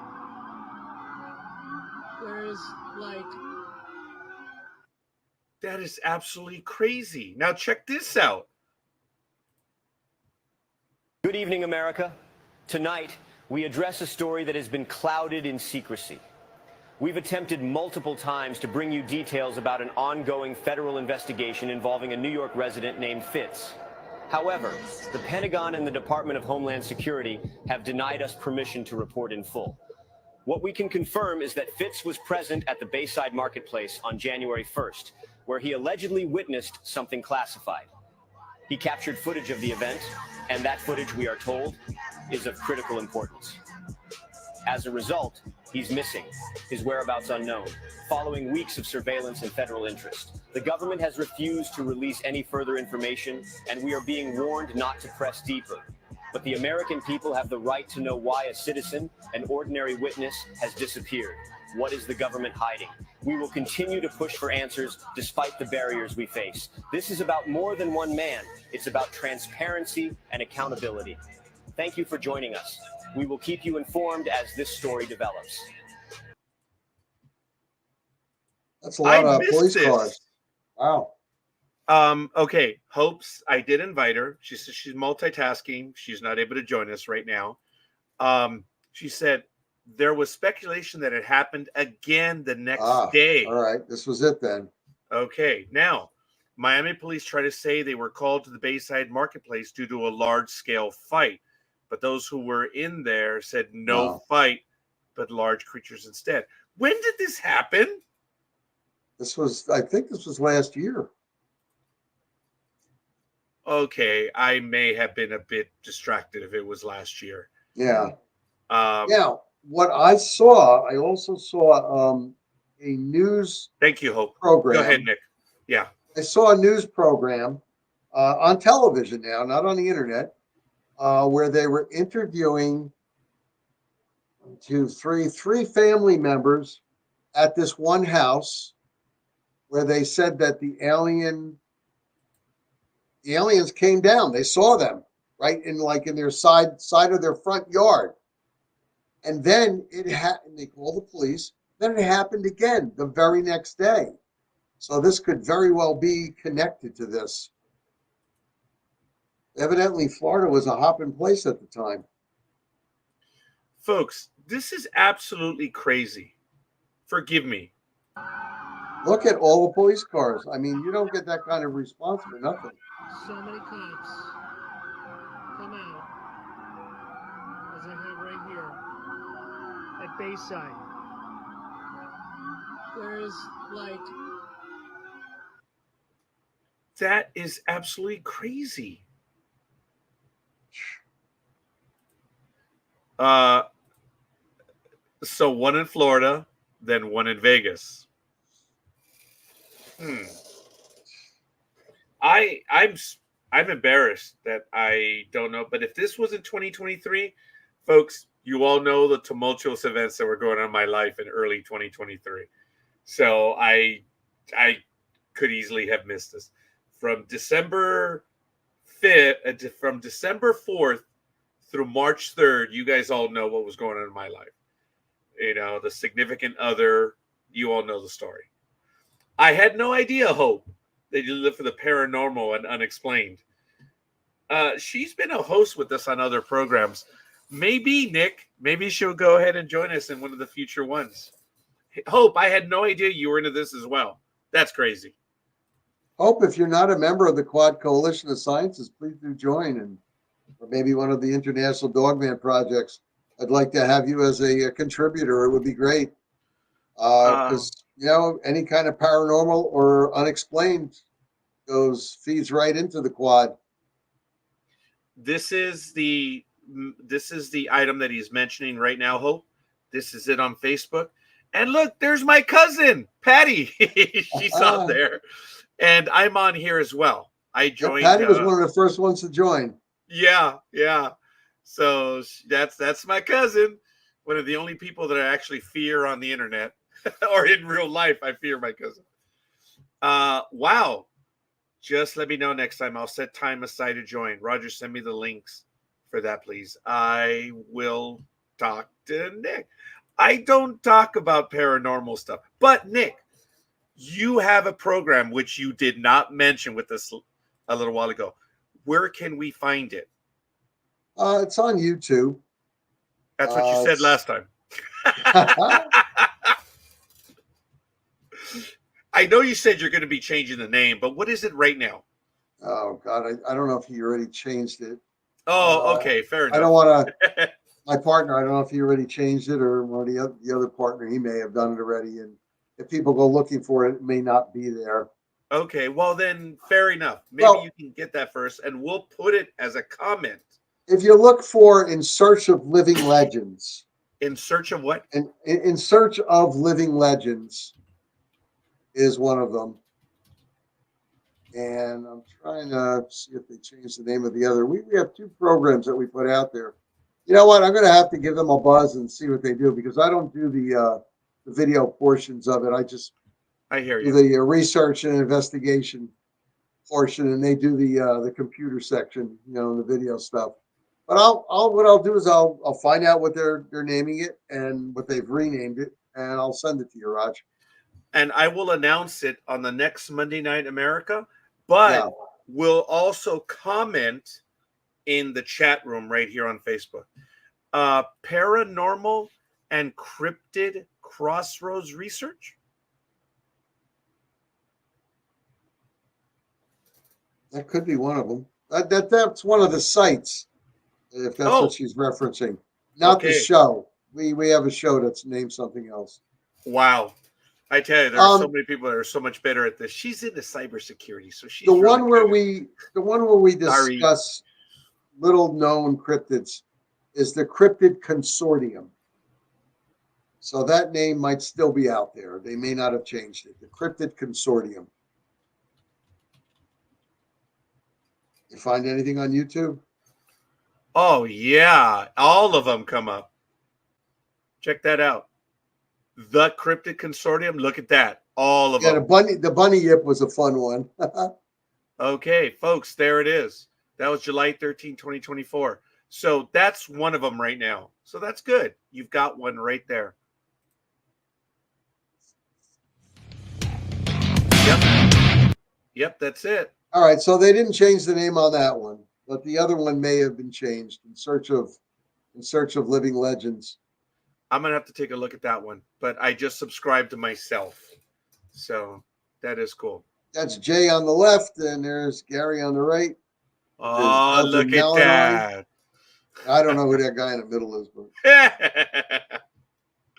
but You're funny. That is cool. That's good.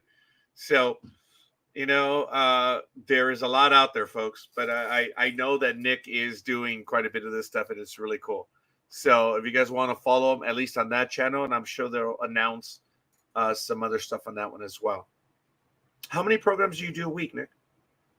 well, we were doing 2 a week, Okay. and due to oh God, I mean, I was always available, but they're having a few medical problems over there. My partners, Yeah. whether it be themselves or family members, and that comes first.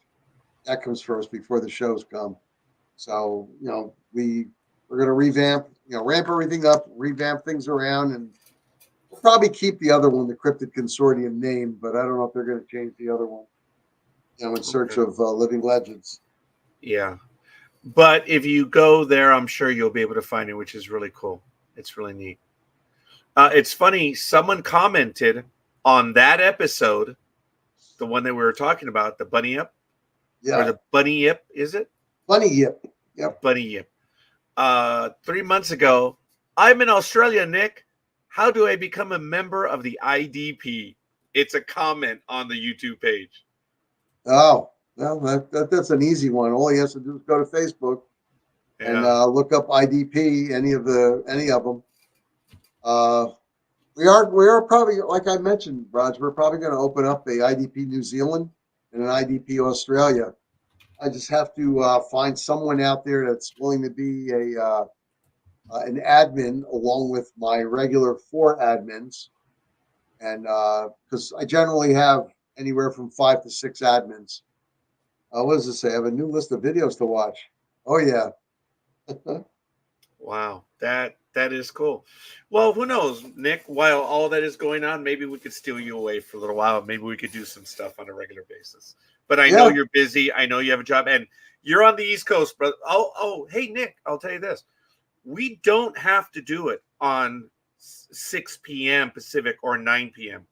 We've got other hours available now. So if you wanted to talk at any other times, as long as I don't have another program going on, we can do that. And who knows? Maybe we can have Nick back and we can talk about and we can speak of other items. I know it's late, Nick. I didn't expect to even go this long, but I know that when you and I start chatting, we're gone, dude. I'll tell you. Look, just 2 hours, Nick. It's unbelievable. Yeah. Just to let people know, I mean, I'm constantly reading, books on cryptozoology, zoology, UFOlogy, Area 51, paranormal, everything.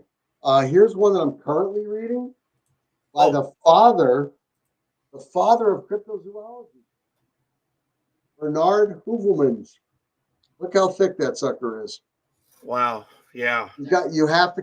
I'm going to tell you, this book may have been written a long time ago, but the stuff that he's written about, and even in the preamble, it's absolutely amazing, Raj.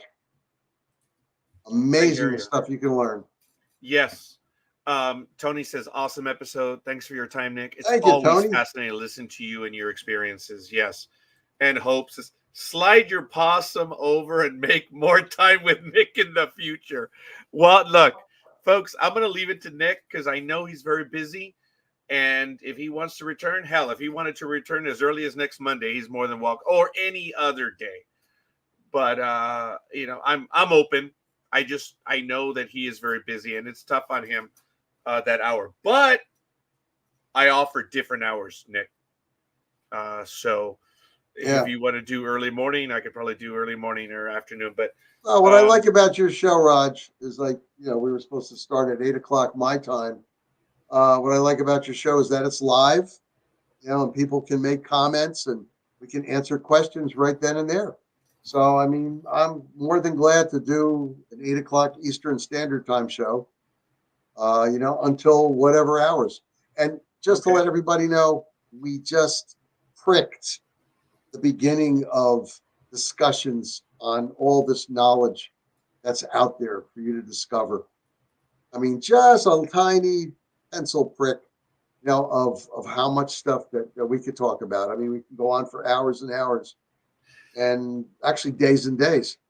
And we have in the past. We used I to. remember, you remember Yeah. that? You Yes. guys used to kill me. We would go to 3 o'clock in the morning, my time, Yeah. and it was, of course it's 12 o'clock your time, but it's 3 in the morning, my time. Yeah. And I'd have to get up to go to work, and try to get some sleep. And And then those you would always talk episodes. about food. Oh. That was the big Yes. thing. Yeah, It you and killed I me. hit off on that right away on the food. You and Oh. I. That's what you and I kept doing. That was funny because I would mention food, and that was our theme, Nick. I remember that. I'm Yeah, glad you remember. That's funny. but We were I would talking get about very, food. that's me. I get very hungry late at night. Oh, that's very kind of you, Hope. It's Nick. Nick is the one telling the story. I'm lucky, man. I get to No, ask him the questions. it's the interaction with Roger and everything, because he just keeps things going and keeps it interesting. I'm Well, just filling in the background, and it works. okay, all right. So we're obviously both humble in this, but let me tell you, folks, he has a real world experience. I get to ask him the questions that everyone who doesn't do this, I feel, want to ask. And look, even though I've not met Nick in person, I have spoken to him for many years now. I believe him. I believe everything he's told me. He has submitted proof on air of the stuff that's happened. I take him for what it's worth. There are other people that tell stories, and I'm just talking to them, because, they have a story to tell, whatever. But in the case of Nick, folks, I implied this a bit earlier. When I finally did my research, and Nick had mentioned something on air, and I was like, really? And I looked up his background, and he just blew me away. I referred to him as a paranormal renaissance man or something like that. Remember, buddy? You have the education, you have the experience, you have the real world ability to communicate with people. You don't talk down to people. You listen and you try to work things out with people. And then your stories I'm sorry, I should have said that. Your experiences are phenomenal. Nick. Well, you see, the thing is, I don't get into these wars like people like to get into in the cryptozoology community. I don't take the sides. I don't believe in some of the charlatans out there that tell fake stories just to make money. My group does not try to make money off of anything. When I was with the other group, and I was a regional director, I had patches made up, and I mailed them out at my cost, and on my dime, to everybody for free. Never even charged them for the patches, which I designed. I had them made up, and I paid for them, and I mailed them out to people. All they had to do was send me a request to my email, and I would put them on the list, and I would send them out, 1 or 2 patches. In fact, one guy, his kids wanted patches, so I sent them 6.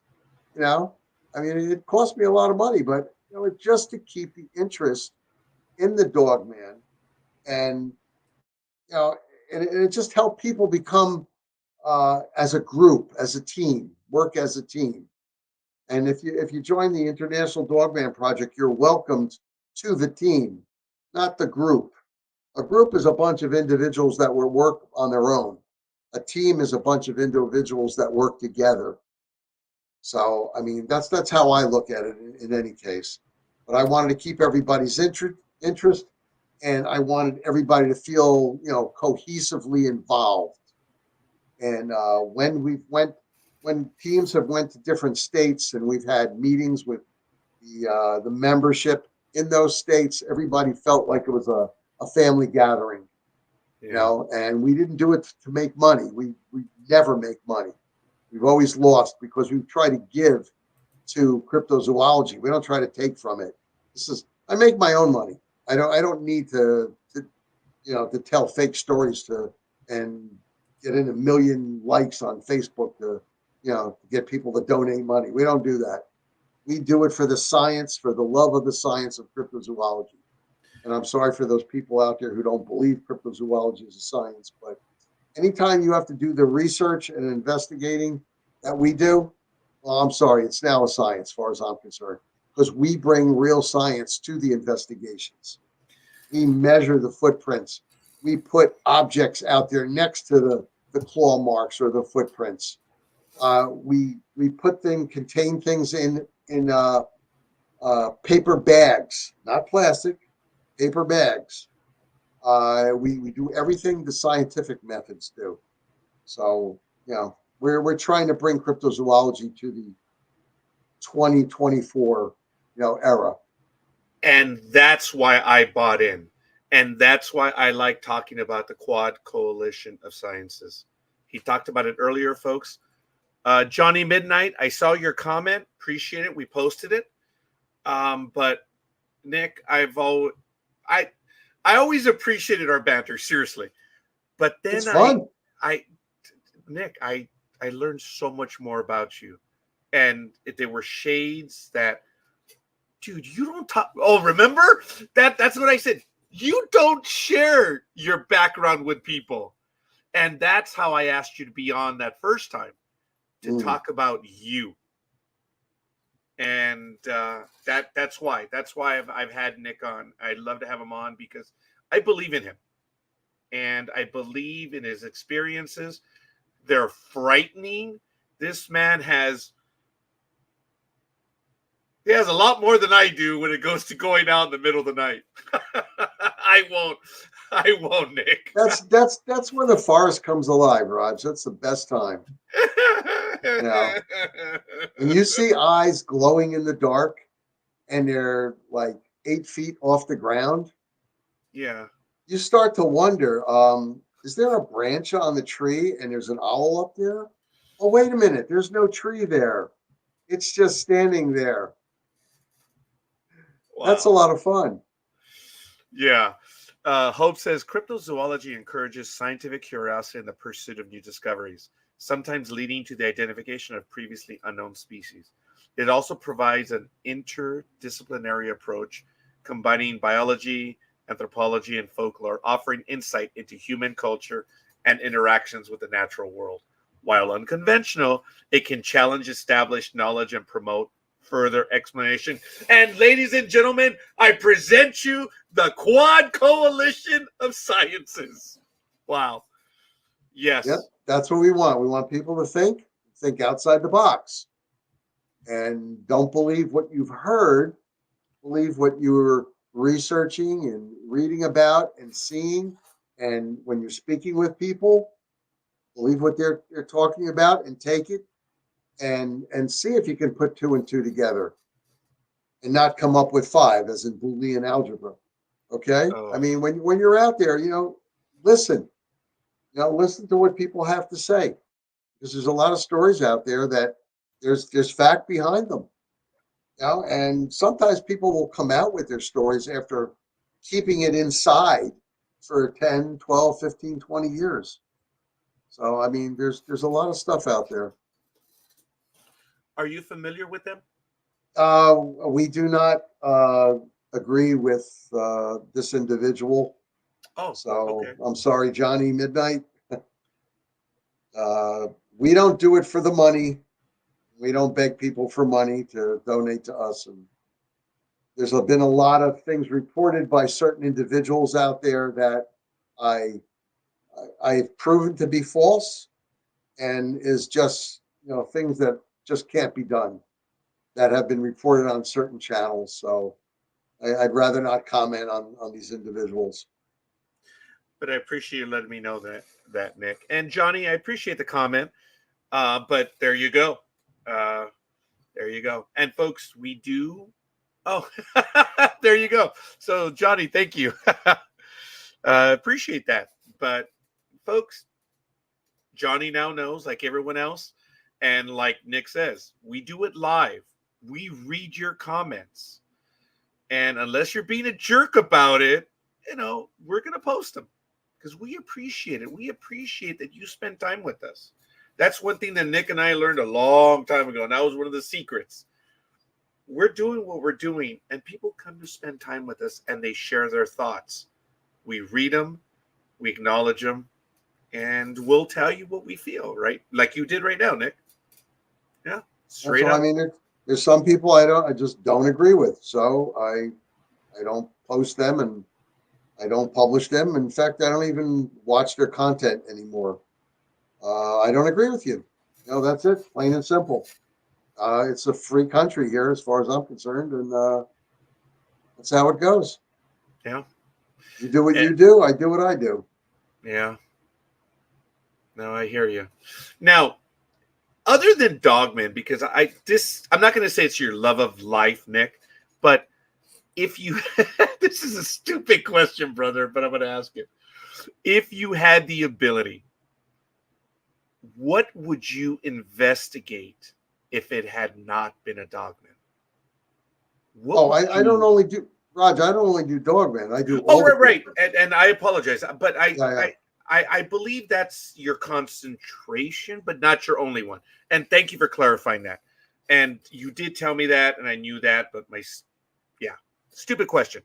But knowing that, if you had your dithers, whether it be somewhere else around the world, anywhere, anything, what would it be?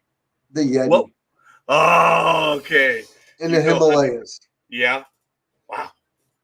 Because they're it gets cold up there. I don't want to besmirch anybody's good name, but there was a movie star that smuggled a Yeti hand from the monks in the Himalayas back to the United States. And, there's just so much. One of these days, my partners and I are going to do a show on the Yeti. And there's a lot of pros and cons as to why it could exist and why it probably doesn't exist. And just to throw it out there to you folks, one of the cons is that the Yeti is up in the Himalayas. And if you know anything about it, you know that it's super sub-zero weather up there. Yeah. And there's really nothing for it to eat. And something as big as a Yeti is like a Sasquatch, 8 or 9 feet tall, 700-800 pounds. It's got to eat a lot to exist. And it's definitely not eating tree bark and plant food. And that high up, there's not much that grows. And if nothing grows, you don't have animals up there. And there's no fish up there in water. It could probably eat the snow for water. And maybe it's acclimated to the cold. But even polar bears have to eat something. And polar bears are like 12 feet tall, right? And they expend a lot of energy. So there's a con against a Yeti being up there. But there's some pros, but I'm going to save that for a show, and maybe a show with Roger on that one to bring out the pros on it. I love Hope. I'm toxic. If I ever encountered something, I would try to take it home and domesticate it. Yeti would be nice and comfy in my house playing with the cats. Eating the cats, maybe, because I heard Yeti likes cats. Great. Well, I don't know what it would do after it got through my 3 cats, but there are a lot of other cats in the neighborhood. But it wouldn't do very well out here in my part of the world because it's kind of warm. It is. Wow. Yeah, it wouldn't do very well. But folks, you've got to check out the website, the Quad Coalition of Sciences, the one I showed on Facebook right now, and then the International Dogman Project, correct? Right. That's also on Facebook, right? Oh, yes, it is. And if anybody needs to contact me with an encounter or a sighting, you can do it either through Roger or you can contact me on Messenger in Facebook. Nick Valente, Valente. You can get the spelling off of the websites, either the Quad Coalition, I'm the admin because I'm the creator, and the International Dogman Project. Any of those, you can You can contact me through Facebook Messenger, and I always answer. That's International Dogman Project -USA, correct? Yeah, -USA. Okay, yeah, because I remember you sent me the invites for all the different groups, and I'm a member of all those groups as well. But there it is, folks. The International Dogman Project USA. Presently, we're doing the 13 days of Halloween. I Yeah. started 13 days before Halloween. Facebook took out, if you could just scroll up a little bit on that. Oh, sure. Keep going. All right, there's my latest one. Keep scrolling. Yeah, 2 hours ago. Hit see all on the right hand side. Oh wait, Go down. No. Go. sorry. Go underneath. Go underneath that right there on the right hand side that says see all. Go right. Okay. Go to the patches. Go down. Oh, I'm sorry. Yes. Hit that. Okay. All right. You see the dog man on the far right? Yeah. There was an article that I published along with that picture, and there's the article. But Facebook said that if they took it off. The only way you can get that article and that picture is by clicking on the picture. This is a story by someone told, and they told me that this was spam, that I only put it up there because I'm trying to get likes. I could care less about likes and about any donations because we don't take donations. Yeah. This was a story I put up there, and they said this is not allowed. Cut it out. Yeah, but I noticed that if you click on the picture, you could read the article. Well, it's there. It looks like the entire article is there now. Yeah, the entire article's there by someone. I got this from someone that published this, and they're telling me that this is spam, and they took it off the regular feed. No, I'm sorry. Well, I put the like right now. But I got to give them their due and not say anything or publish it. They Bigfoot to be another tribe. I think the dimensional being.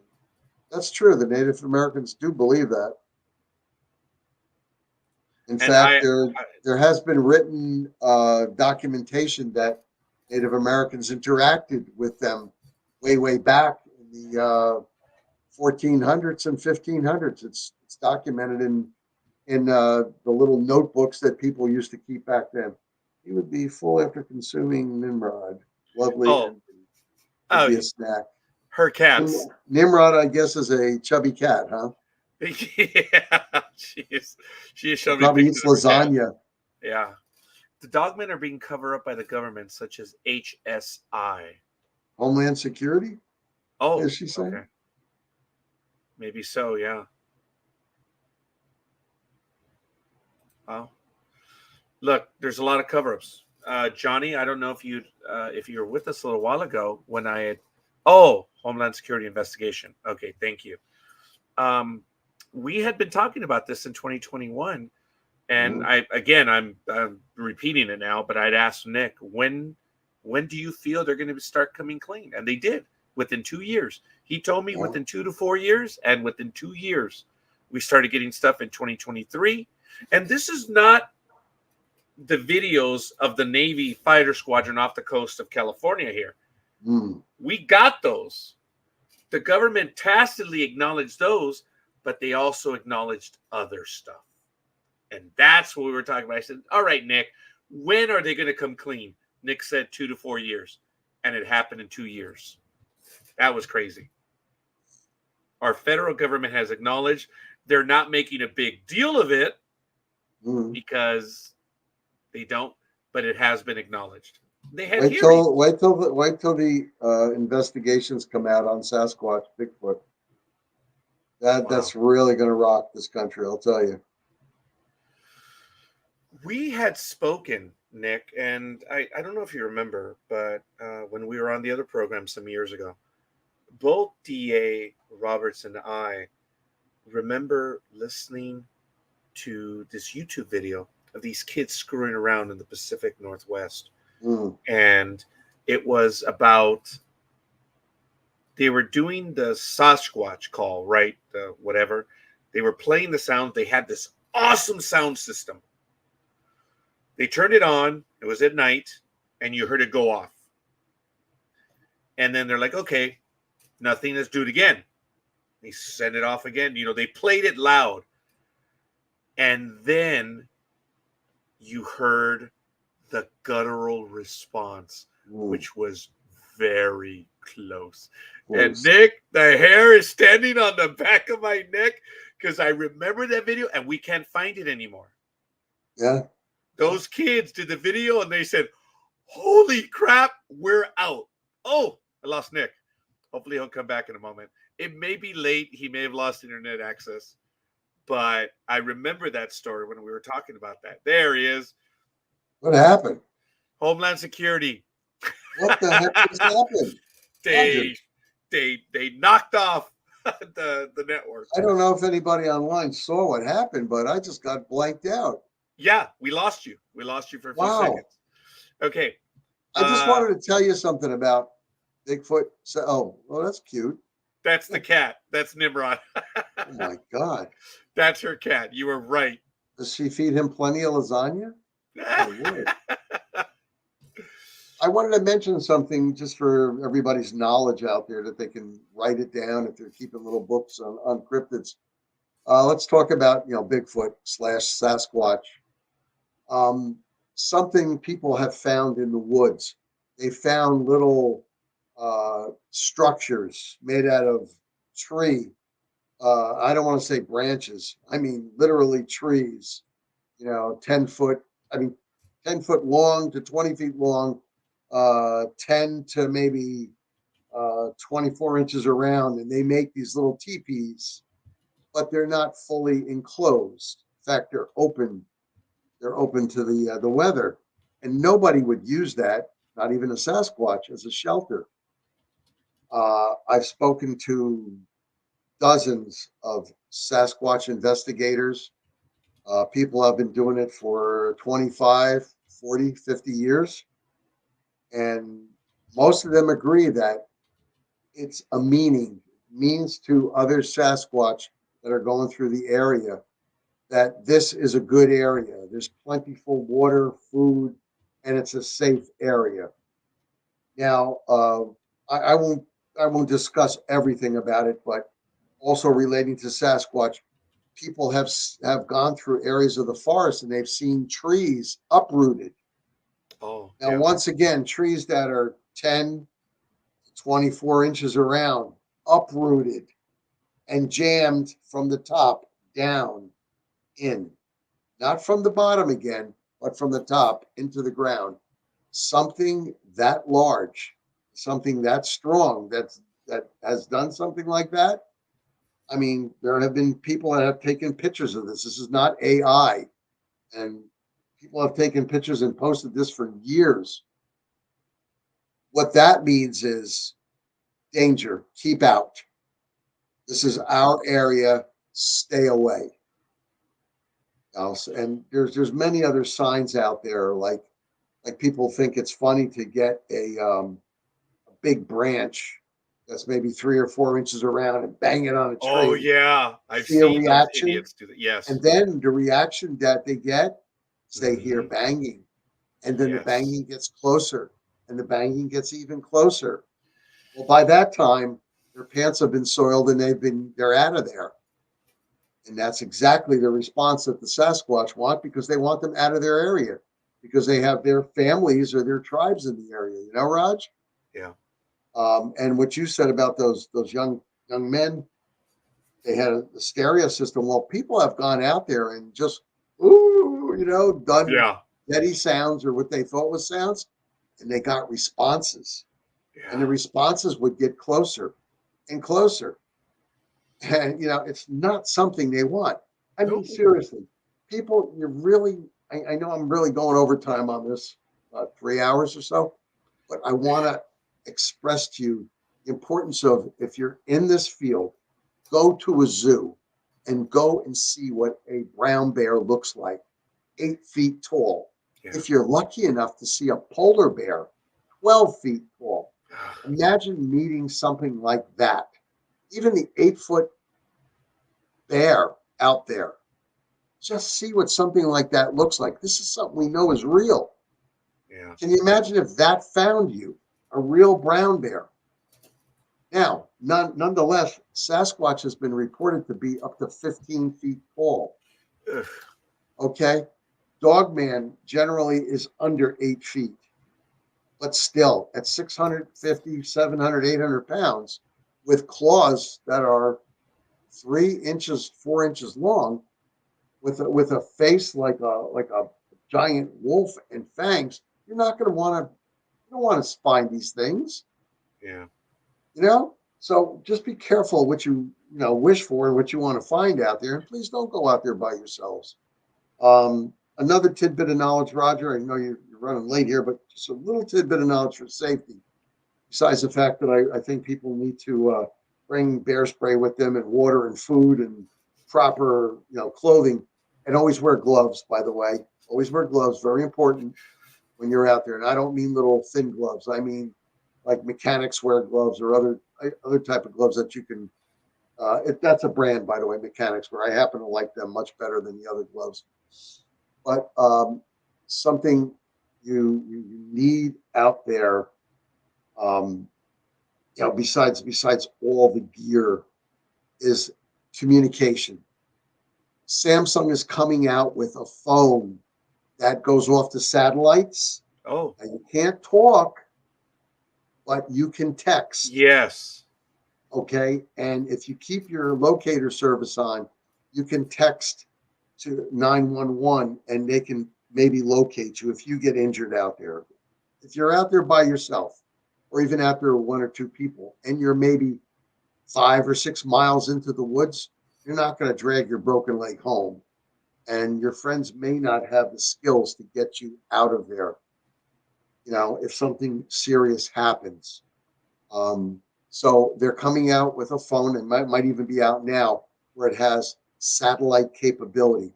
Before, Wow. I used to tell people that you really should get, and I'm told I shouldn't be saying the brand names because there's so many other ones out there, and if I don't say all of them, somebody could get mad at me and take me to court for not mentioning them. But there are little satellite type radios that you can buy. They're about $300, and there's an orange button on it that you can press, and it'll go out. It'll go out, and rescue will come for you. It's satellite capable. Yeah, you have to pay a monthly fee, but that's Sure. nothing compared to your life. Yeah, being in constant contact there. Yeah, it is. Right. I mean, that's a safety feature I think people ought to go out there with. Besides, you know, flashlights and batteries and water and food and, like I said, proper gloves, proper boots, proper clothing, and don't go out by themselves. What was that Johnny before? Oh, yeah, he had 2 of them. Okay, Uh, the Bigfoot one. Yeah, just Bigfoot and possibly Dogman. That's yeah. probably, Johnny, the way Bigfoot actually can be seen, and then they become opaque, and then they disappear. We're thinking outside the box here, and we've mentioned that Yeah. before. And it's possible that the Bigfoot actually do travel like that. And scientists have proven, I don't know if I mentioned this with you, Roger, that there are 11 different dimensions. They've proven 11 different dimensions. Okay, so who's to say that somebody from dimension 1 isn't standing behind me right now? Oh, I'm right. in dimension 6. Who's to say that they're right there right now? And Yeah. remember, we can only see 10% of the light spectrum, folks. Right. Mhm. Okay.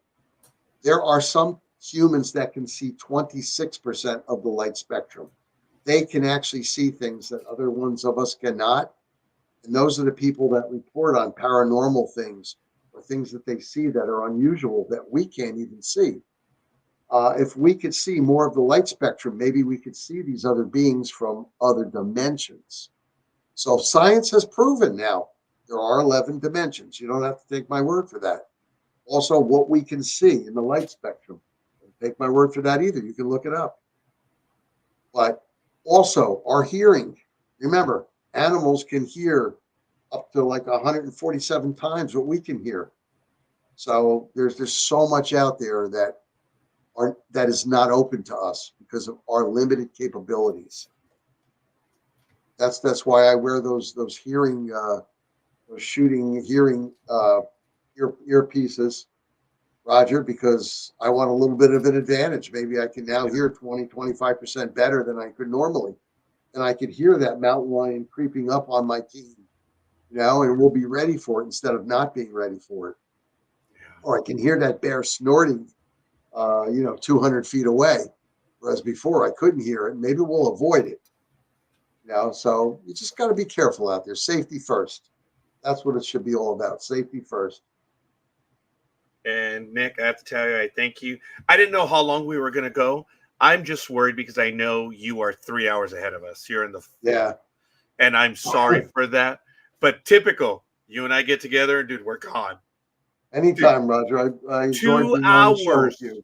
2 hours, 41 minutes, like that. Yeah, and we haven't even touched on a lot of things. We could really touch on a lot more stuff. Nick commented about this earlier.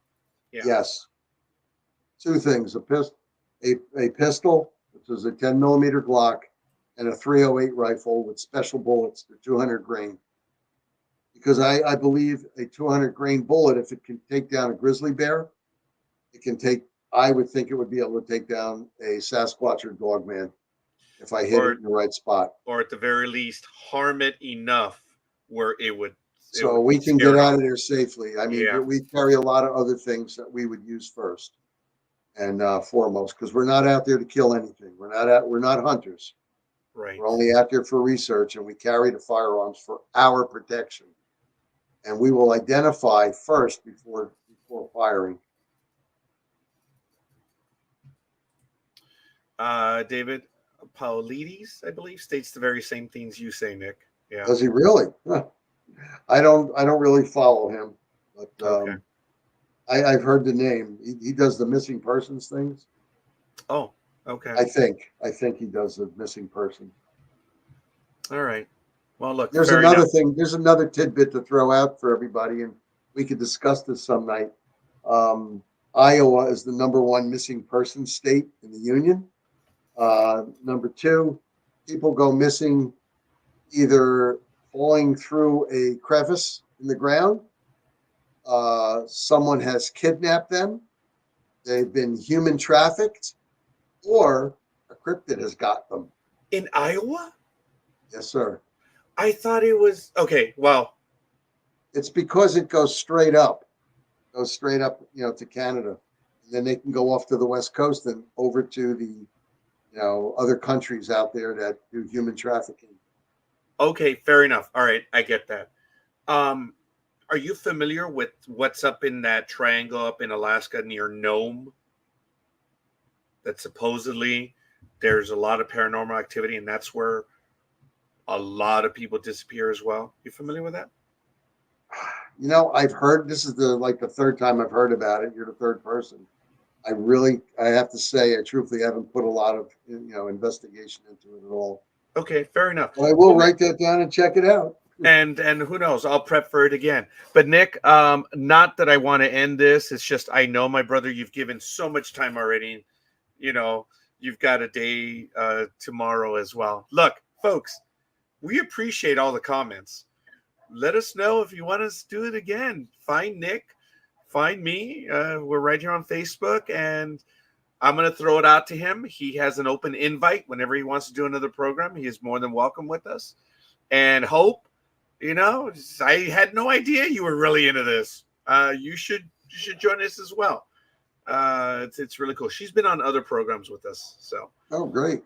And I know that there's some other programs that other hosts that might be interested as well.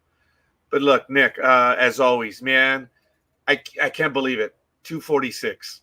Unbelievable. Went like that. We got more stuff to talk about, Raj. We'll have to do some more shows. And I look forward to that. So there it is again. Look, thank you, Johnny. I appreciate that. And Tony, appreciate that. Yes. And maybe Tony can join us. Thank you, guys. Because Roger, absolutely. Thank you for having me on. All right. We're going to go ahead and, yes, it always is. We're going to finish this one up quick, folks, because the dogs are barking. ndbmedia.net, and let us know what you thought. Your comments are always appreciated. We'll see you guys on the other side.